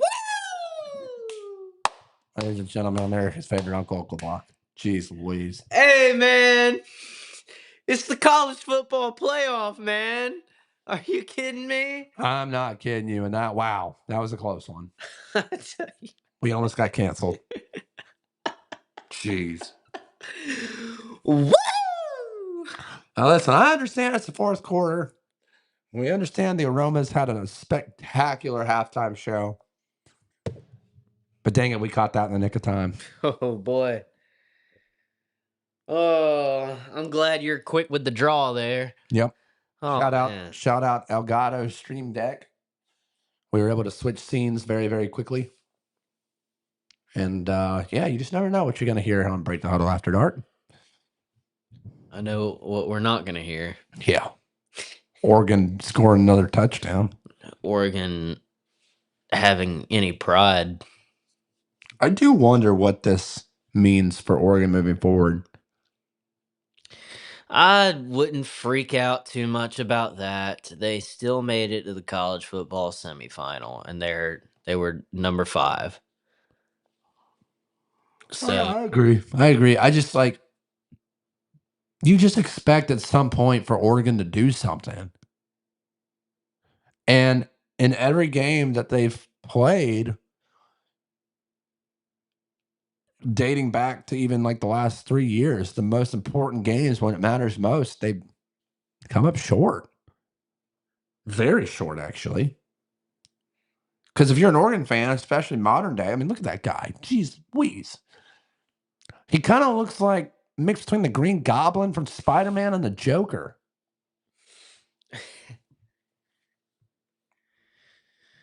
wow, Dan Lanning in games he's played at Mercedes-Benz Stadium, he's been outscored 91-18, and he's only played 2 games in that stadium. That is bad. That is bad. Oh, brother. That ain't no good, man. Well, we're 11 minutes away from this nightmare being over. And I don't know what to say, Jake. I'll tell you what to say. Here we go again. You give it about a second or two, you'll be saying touchdown Indiana. We'll see. We know Rooster doesn't want that. Well, Rooster can't always get what Oh, there it is. Surratt. again. Number 2 on the day. Rooster, we might have to do a welfare check on you. We might have to make sure that you're alive, old son. 48-15. Keep in mind, Jake, this is a semifinal game. This is not the first round. This is not a quarterfinal game. This is also not the first time that Indiana's done this to somebody in the playoff. And this is not the first time that Oregon's had this done to them in 2 years in the playoff. Wow. Someone said in the comments, he Sports Desk said, quote, "My boy Will Stein ain't doing good." Well, there's a possibility he's been checked out for a while now because they did not have a good offensive game last week against Texas Tech. And I know that the Texas Tech defense is really good, but I'm telling you right now, if Texas Tech had a lick of offense, they would have won that game last week. I was there in person. I'm here to tell you, boots on the ground. Texas Tech could have beat Oregon last week if they had a competent offense, in my opinion, because they were only up 6-0 at the half. So you, at some point, you had to know this was coming. Just didn't think it would be this bad. But I will say this, for those doubting Will Stein, he is still an amazing offensive coach. And as this guy just said in the comments, it should be loading. He said, quote, I am a Kentucky fan, though. I'm a Kentucky fan, though. So, I mean, he's been working hard on the transfer portal. No doubt. So, I don't think you should be discouraged if you're a Kentucky fan. We will be covering an off-season episode regarding Will Stein as a hire at Right. Kentucky. So be sure to hit that subscribe button. Will Stein is a great offensive coach. I'm a big fan of him. I'm not just saying that to kiss butt. He's a really good offensive play caller. I don't think you can look at this game and say, well, he's cooked. I just think Indiana's that dang good. Well, and please, for real, like, give him some time. Like, Kentucky needs a lot of work. So please give him some time to actually, like, build up his program. Don't just immediately, like, think that he's going to come in there and do whatever. And also don't completely dog on him if Yeah. things don't work out in the first season. Newsflash, they're probably not going to in the first season of Will Stein coaching at Kentucky. I agree completely. HE Sports Tech also just said, quote, yo, I'm going to subscribe. This content is good. Reminds me of my channel some. Genius. Appreciate it. Appreciate the support, man. Woo! We love it. Would love to know what kind of content you do. Maybe we can have you on sometime. We can do a little bit of a joint episode. That'd be fun, especially if you talk Kentucky football. We'd love to have you on. He also said, quote, week 2, we beaten Bama. Whoa! Easy, Jeez. easy. I will say this. If Kentucky beats Alabama week 2, Kalen DeBoer, probably gone. Yeah. And if that happens, then it probably wouldn't matter what else that team does all year next year. Like, Very true. Very true. And it is week 2, so it's early. yeah, man. I'm excited. We're going to be live again next week for the national championship game. We've been kind of debating back and forth. We're going to talk with our crew post game to see what we can come up with. But I'm going to be honest with you, Jake. I think we got to go live, man. I think we got to do it. It's the last game of the year. Thoughts? I don't want to put you on the spot. I mean, I know it's a Monday, well, but we got one. We got one more. I don't know, man. Oh, that's cool. He said, I do college football, though this year I focused on local high school football in the state of Kentucky. That's really cool. Weekly top 25 Kentucky high school rankings. That's interesting. He said, yes, go. He wants us to go live, Jake. Oh, boy. And now the pressure's really on. Oh, man. Well, whether Jake's here or not, I will go live because I think it's really important. If we do go live, there's probably a high likelihood that Jake's phoning in and not live in studio. Which is A-okay. We can make that happen. Oh, man. Roosters Cocky Picks will be doing the pregame, halftime, and postgame as well for the national championship. I just think it's too much of an opportunity. Oh, no. Oregon's offensive line hurt. 2 guys down at the same time. But, hey, HE Sports Deck said we got to go live. So, And Kurt Signetti is losing it. and you know, there's no us without you. So we appreciate the support, HE Sports Deck. Kurt Signetti is crashing out. Does he not realize that the score's currently in favor of his team? Well, it's like Nick Saban. I mean, he's just so like scientifically dialed in. He just doesn't care. I mean, those are the coaches. I mean, this dude just eats, sleeps, and breathes football. That's all he cares about. I mean, he's a great husband, great father, all that good stuff too. We don't want to get into Oprah, but well, he's a machine, man. He's a machine, and twice now. Whoa, twice now with I like the third row. Yeah. Someone said Dino. Who's this guy? Dino Nuggets 224. Hi, hello Dino. Appreciate you joining in. Where are you watching from, man? Man, Sports Desk is right, dude. Kurt Signetti always looking mad. But Yeah, I mean, still, I still can't get over it. Dude is always crashing out about something. Dude, I mean, we were talking earlier, like, just want to say this real quick too. He Sports Deck just said, "quote I'll share y'all's channel around." Appreciate it, man. appreciate it, brother. Yeah, any of your friends that watch college football, bring them over because we want to build a family here at Break the Huddle. Oh, here we go. Dino tuning in also from Kentucky. I don't know if he's a fan of Sports Desk, but we appreciate you tuning in, man. Are you a Kentucky fan as well? Who are you a fan of? I'm assuming getting y'all a Kentucky following now. Oh, cool. Sick. Ladies and gentlemen, Sports Desk. Let's go. Hey, man, we appreciate it. We really do. So just to give you a little insight while we're on commercial break, we post every Tuesday and Wednesday, 6 and 6:30 p.m. Obviously during the season, we do pre-game previews and predictions.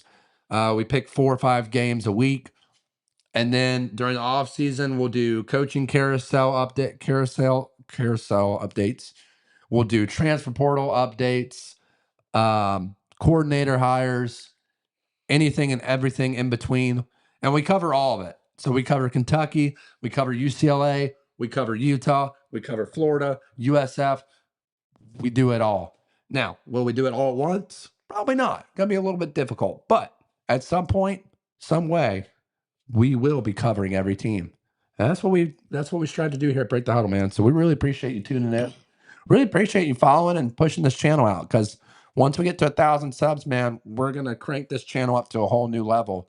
We need to get that ad revenue coming The in. important thing too, man, is like this isn't SEC SBN, you know? Yeah. Like, of Well, course, they're Kentucky fans, well, but we're not gonna kiss up to all the top teams. no, Go ahead, Jake. but this isn't like ESPN does where it's like only SEC content and nothing else. No one exists outside of that, right? Right. Because I mean, like you said, we do transfer portal updates. So if these guys are coming in like to Kentucky, for example, but they don't come from another SEC school, Yeah. then it's not going to get any attention or hoopla whatsoever, even if it is a big time transfer coming in, which oftentimes it will be. And Will Stein's getting a lot of these guys, right? Yeah. I mean, so Oh, and here we go. Dino just said, "Let's go Louisville." So we got a Louisville fan in here, and interesting. So just a little tidbit to piggyback off of Jake. Every Friday night during the season, we have Break the Huddle After Dark. We give live commentary and analysis on the best game every Friday night. So we did a couple Louisville games. We did Louisville, Miami, Yep. kind of. We did Louisville, James Madison. Yep. And then we did Louisville, Clemson. So, yeah, we cover Louisville. We cover all of these teams, and we enjoy the underdog stories because, yeah, the other stuff can get a little oversaturated. We make sure that the Big 12, the MAC, the Pac 12, the drawing a blank, the Big 12, all these schools and other conferences that have great fan bases still get the coverage that we believe they deserve. Absolutely. So appreciate you tuning in from Louisville, man. Be sure to hit that subscribe button. We will be talking about what Louisville is going to be doing at quarterback this year because I've heard rumors they might be going after Dylan Raiola. They get their running back to recommit. I heard they gave him the absolute bag because he was planning on transferring out. He ends up coming back. Isaac Brown, probably one of the top portal running backs, ends up recommitting to Louisville. So great get there if you're a Louisville fan. Oh yeah. He said, "Do y'all do a top 25?" I got so close to getting monetized, but I fell off on YouTube. Well, It's time to start it back up. This is your sign. yeah, and listen, man, just stay consistent. You know, if you're rolling with Kentucky, in-state high school football, it's a niche, but a lot of people are really passionate about it, and you just need to Mhm. stick with the same type of content. Be the expert at Kentucky high school football, and you'll get there, man. I have no doubt in my mind. That's what we've done. We've stayed true to who we are, and it's been paying off. Dividends keep coming back to us. Yeah, we're not making money yet, but we love doing this here. We love covering every single team, even if they're not Ohio State or Georgia. Granted, we're covering the bigger teams now because, well, it's the Well, this is semifinals. who's playing now, Sure. you know? But like during the regular season, we cover all conferences, even smaller games like James Madison. We've covered a few other schools like BYU before they came onto the scene, West Virginia. One of my favorites was when we did Tulane and North Texas. That was a great game. Yeah. And we had, I know when you were out of town this weekend, and Indiana's just continuing to Wow. run it. I remember when Uncle Buck and I were doing a live stream. It was who was that, Uncle Buck? It was Virginia Tech. It was the night of the Virginia Tech game. That one went into double overtime. Two unranked teams, double overtime. Uncle Buck and I had our shirts off. Oh, So yeah. you just never know what you're going to get here at Break the Huddle After Dark. Let's bring in Uncle. Hey, in Kentucky getting a good quarterback in the transfer portal? Potentially. They have not secured it yet. Sam Levitt has not committed anywhere. He's taken 4 official visits to LSU, Kentucky, Miami, and I'm drawing a blank on the fourth one. There's a fourth one, but I can't remember it. Thank you, Uncle Buck. All right, let's go back to HE Sports Desk. In 2024, I ranked every school every week. It was very time consuming. Yeah, it is. Yeah. Yeah, try to slim it down a little bit, but stay consistent with the Kentucky high school ball. Do you guys do baseball? No, we do not. We do specifically college football. And thankfully there's no off season now, right? There's always something new to talk about. So, even though yes, the football season's coming to an end, there is no off season in college football. So, any portal updates, any high school updates, we're not going to be able to cover them all, but we are going to do our best to get it all. And listen, now we have a new connection in Kentucky with HE Sports Desk. So any top high school recruits or transfers in the state of Kentucky, now we got you, HE, man. And that's how you grow. We can help you grow. You help us grow. It's a win-win. That's the beauty of it. Oh, someone said no. HE said no. We got someone. Oh, that's right. That's right. They did. Yep. Uncle Buck, you were right. I forgot. They did get, let me see if I can add this we got Kenny Minchie from Notre Dame. That's right. Yep. Oh, He flipped okay. from Nebraska. I Yeah. forgot. I totally forgot about that, which was an interesting get. And there goes Indiana. And just like that, Roosters cocky picks. And I I hope he didn't bet too much. think we might need to check on Rooster. Rooster, you good over there? Oh boy. I I hope Rooster has not.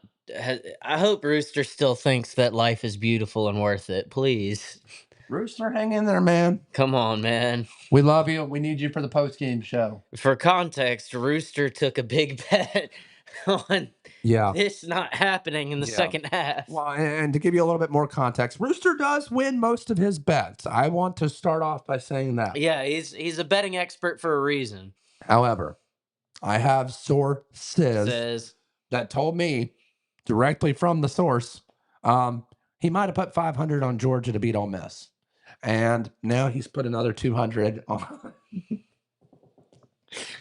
Oregon plus 30. his protege is homeless because his protege put way too much money. Granted, his protege did not follow instructions. He put way too much on this game. He's not actually homeless, but he was in the comments earlier saying that he would be if this game continued the way it was. HE Sports Tech just said, this game is brutal. Yeah, man. Yeah, this is probably one of the worst Friday night games we've ever called. Oh man. Gotta be. We will look back in the off season too. That's something I do want to do is get some clips from every Friday night we did and kind of go through and talk about our favorite moments from Break the Huddle After Dark 2025/2026. It's been a great year, man. It's been a great year. We got one more game to go. We know that you'll be tuning in live from your own personal studio.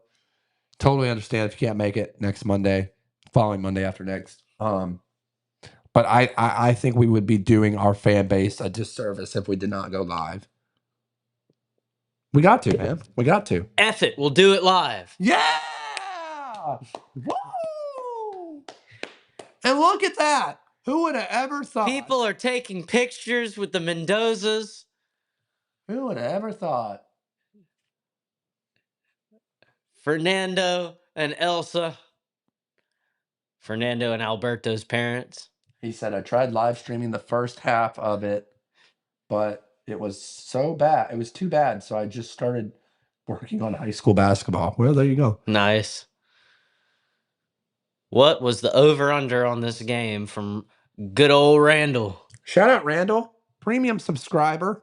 He is paying for our walk-on package. Randall, if you want to type in the comments while we look up the over-under for this game, tell the rest of the fans what they're missing out on for this $2.99. The over-under Was 50. was 50. Wow. Oh boy. Well, Rooster said 48.5, so Rooster's alive. We know Rooster is okay. But yeah, Randall, the over-under was anywhere between 48.5 and 50. Is that Mendoza's sister? Because she looks identical to their mom. Wow. She also does not look very young. No, but I mean, she looks good. Okay. They're like super clones of each other. It's kind of weird. Yeah, shout out. Oh, hang on, Uncle. Oh gosh, here we go. Oh boy. Uncle Buck, America's favorite uncle. Go ahead, Uncle Buck. Be careful with your words. Was Quan betting on this? Yes. Yes, he was. They put a whopping 200 on Oregon plus 30. Oh no! You better check the rice fields.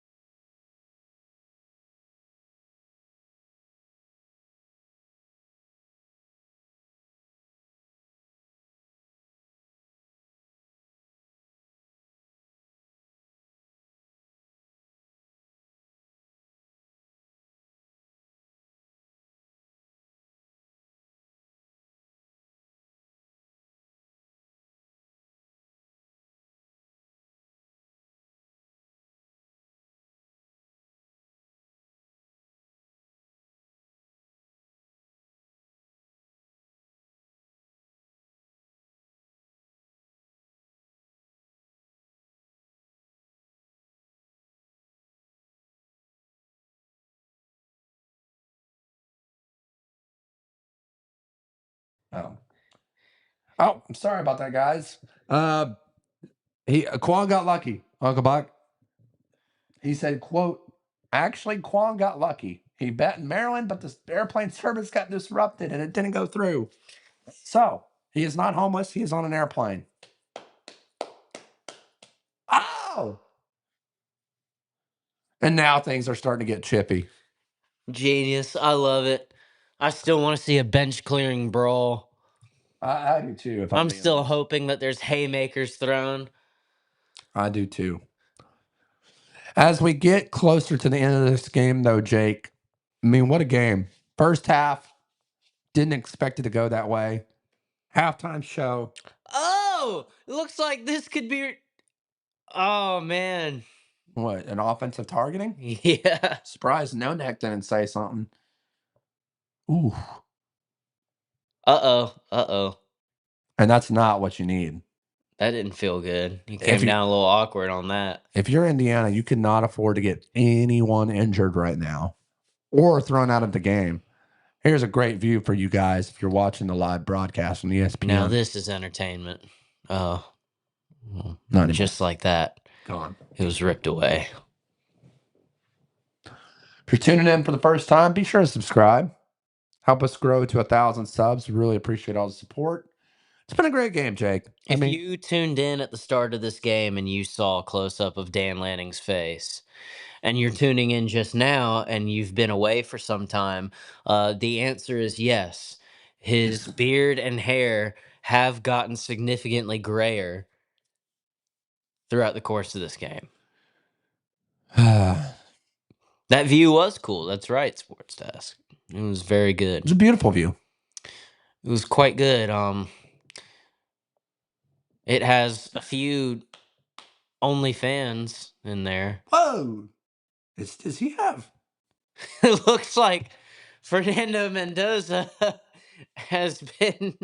Is Fernando Mendoza friends with Snow White? We will find out.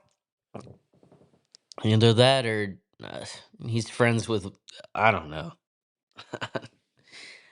Oh boy. Interesting. Did not expect to see that. Whew. Dude. How do you feel about Indiana's chances against Miami? Well, I'm going to be honest with you, Jake. After last night's game, I thought, Miami looking really good. Yeah. Miami rolling. Miami, probably the hottest team in the playoff right now. And then tonight happened. And I'm going to be honest with you, Jake. I don't know how it's even close. I mean, I'm rooting for Miami. I'm not saying I haven't made my prediction yet, Right. but I love the storyline behind it. But again, like I said earlier in the first half, okay? There's a team every year that you look at and you go, they're not going to get beat. And I said this in the first round that Indiana played in against Alabama. And I think it continues to resonate. I'm speechless. Mm-hmm. They don't just beat teams, they obliterate them. And when you see Kirk Cincinnati getting pissed off up 42-15 at the refs, it's like watching vintage Nick Saban. There's no other way to put it. And I understand Kirk Cincinnati's his own person, right? So I don't want to sit here and compare him to Nick Saban because Nick Saban's the greatest coach of all time, Right. college football. But I just don't see how you look. I don't see how you look at this game and tell me for 1 second that they have any sliver of a chance. Well, you know what this all says to me? People don't take Alabama as seriously anymore. Because Indiana did this very similar, if not exact thing to Alabama a few weeks ago. And it's not that nobody talked about it, but I mean, this is significantly crazier. And it's because Oregon is it's a team that people take a lot more seriously now. And you saw a reaction, but in my opinion, a muted one because nobody was looking at Indiana to just come in here and do this again, like what they did to Alabama. They thought that was a one-off thing or what. Okay, that's crazy. They did that to Alabama. Yeah, yeah. Okay, moving on though. This is what it's going to be. It's going to be tough games. It's not going to be like that anymore. Well, it is like that again, Yeah. and it's against Oregon. And I think a lot of that has to do with I don't know, man. The guard has changed. There's the platform. There is that is They just exposed Sean McDonough on national TV. Wow. unbelievable. That is just absolute disrespect. Now, want to go to the comments real quick. HE Sports Desk just said, quote, I just gave y'all a shout out on my YouTube community post. Woo! Appreciate it, man. Wow. You've been great to us, man. That could have been a horse collar tackle. And, oh no, another Indiana defender possibly hurt. So we appreciate you, HE, man. We really do. Also, Randall again. I get a lot of perks with joining Break the Huddle. Like I said, he's a part of the walk-on membership. It's not too much, guys. It's $2.99 a month. You get exclusive articles. You get access to every single video early, and you get exclusive access to short form content, articles, everything here and in between. So, really appreciate all the support. If you have the funds, I highly recommend that you sign up for a walk on package. Again, it's only $2.99 a month. Doesn't cost much. We made it affordable for a reason. We don't want to throw people under the bus. And guys, go check out HE Sports Desk, man. They've been phenomenal to us tonight, and we appreciate all the love and support that this dude's given us. So probably gonna do a joint podcast with him at some point, man. Truly. All right. Also from HE Sports Desk, yeah, I don't know how anyone could pick against Indiana at this point. Yeah, I mean, and hate to say it, they're getting the best quarterback out of the portal next year too. Yeah, I mean, Sam Levitt, but Sam Levitt's already been confirmed. Sam Levitt will not be allowed, he won't be playing in the spring because of his injury. I don't know. There you go. I was about to say, I don't know how that's not interference. And then also HE said, quote, Indiana gives hope, though, to smaller programs like Kentucky wanting to build up. True, but they got to get the right coaches in there. It's no longer about recruiting because NIL does that for itself. And I thought Rooster made a good point today. And he said it off the air. He said, quote, back in the day, SEC was so good because they hired great recruiters. But no one cares about that anymore. You got to have good coaches. It's not to say that it's not to say that there's bad coaches at the SEC. Oh my gosh. Yeah. And that pretty much sums up Oregon's game right there. wow. They just can't get it together. Even when things go right, they still manage to go wrong. Oh, Rooster just said I'll pick against them. I'm a hater. Now that is a cocky pick, boy. Woo! Oh, Keep on crowing, baby. Yeah, that is true. man. Rooster will give it to you straight up. He is not afraid to shy away from controversy. There's no doubting that. In about 29 seconds, we will end this stream. But like I said, don't you go anywhere off YouTube. We will be back again. Oh my gosh, he almost fumbled it again. And a touchdown for Oregon. A garbage time touchdown. Congratulations, Oregon Ducks. You have not lost as embarrassingly. HE just said, quote, Kentucky has failed to get a good quarterback out of the portal. Well, we're going to see what Kenny Minchie can do. But, at this point in college football, you don't have to win your conference anymore. We've seen it very, very clearly. I mean, Ole Miss is Oh, jeez. I just saw something I did not need to see. Ole Miss is a one-loss team, made it to the semifinal, and they didn't even get to play for their conference championship. Exactly. Miami Yeah, Miami's the same way. wasn't even supposed to be in the playoff. Now they're in the national title game. Right.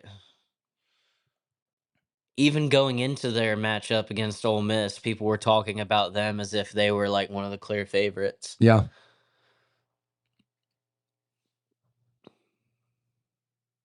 Yeah, for the last few seasons. I mean, remember when they had Vandegrift? Oh, geez. Oh, man. Don't remind him. Because I remember when Vandegrift was at Georgia. SEC dominance days over. Dominance days, yes. Still the best conference. Also, yes. I still think that the SEC is the best conference overall, but in terms of just pure dominance, yeah, that's done. And I think Yeah, that's but actually been done. yeah, and I would say the biggest reason is simply what we said just a second ago. You can't stack talent anymore. That's how teams dominated in the SEC for so long. They like teams like Bama, they would just stack talent on talent on talent on talent, and there was no way to compete. Now you don't have that anymore. And that was one of the biggest reasons why Nick Saban retired, because he knew this was coming. And he knew his philosophy and his style and the way he shaped and the way he blueprinted his program. It wouldn't be able to keep up in this era. It just wasn't sustainable because anybody that he would bring in order to do like sit behind. That's why they literally had a whole 30-minute story about Dante Moore coming to Oregon and sitting behind Dylan Gabriel and how unique and incredible that was, especially for the time, because of all of this kind of stuff. He was a guy that everyone talked about like should be a starter somewhere, should be Mm-hmm. a big time player, and yet he was willing to spend a year and sit behind Dylan Gabriel. That's unique. That's crazy. Let's see here. I also do like 3D graphic logos on my channel. Okay, cool. Sick. Well, we might reach out to you to help us out with some stuff. We'll definitely do a collab to talk about Kentucky.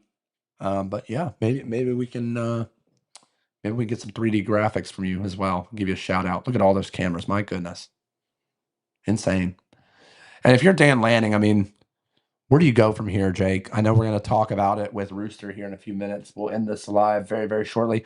HE Sports Tech Desk, appreciate you tuning in, man. Don't go anywhere. Stay on YouTube. We're going to end this stream right now, and we'll be back in about 10 minutes to give our instant reaction to this year's Peach Bowl. A dominant performance. Your final score, Indiana 55. Was it 55 or did I miss the score? It wasn't close. Excuse me, 56. Your final score, Indiana 56, Oregon 15. Not even 22. close. 22. Oh, yeah, they got the garbage touchdown. Doesn't matter. 22. Your final score, 56-22. Thank you, Jake, for the update. A lot to a little. Um, my final remarks, Jake, I'll let you go first, and then I'll give my final remarks before we do an instant reaction video with Rooster. I mean, it's the same thing we've been talking about for the past couple minutes. Indiana's just that team this year that can't be stopped and will not be denied. And Kurt Signetti is probably the biggest psychopath walking in America right now, free outside of being behind bars. And he's coaching this football team, and you can see the results of it on the field. Yep. And my final take on this game, I'll just say this. The Hoosiers are the real deal. Anyone that had disrespect towards them or lacked confidence in their ability to come out and compete this year, including myself, dead wrong. I will say this. Shout out Brad. He'll be doing his final show with us this next week as we preview the national championship game between Indiana and Miami. 2 years ago, he had Kirk Cinetti as his number one best hire in the offseason, and he got a lot of heat in the comments for that. He's got to be feeling pretty dang good right now, Jake. Yeah. That's a smile. Kurt Signetti is smiling. Ladies and gentlemen, this is the most exciting thing to happen since the pick six at the beginning of the game. Kurt Signetti on camera just smiled. Holy crap. Well, you heard it here first. Indiana dominates again. We'll be back in 5 minutes to give our post-game instant reaction for this year's 2026 Chick-fil-A Peach Bowl. Really appreciate everyone tuning in for this game, for Break the Huddle After Dark. Thank you to my co-host, Jake. Thank you to our rules expert, Uncle Buck, America's favorite uncle. Thank you to Rooster's Cocky Picks, our betting expert and new co-host. And thank you to the Aromas, the best halftime show all year in college football. Couldn't have done it without you guys. And be sure to hit that subscribe button. We'll see you in 10 minutes. It's time to break the huddle.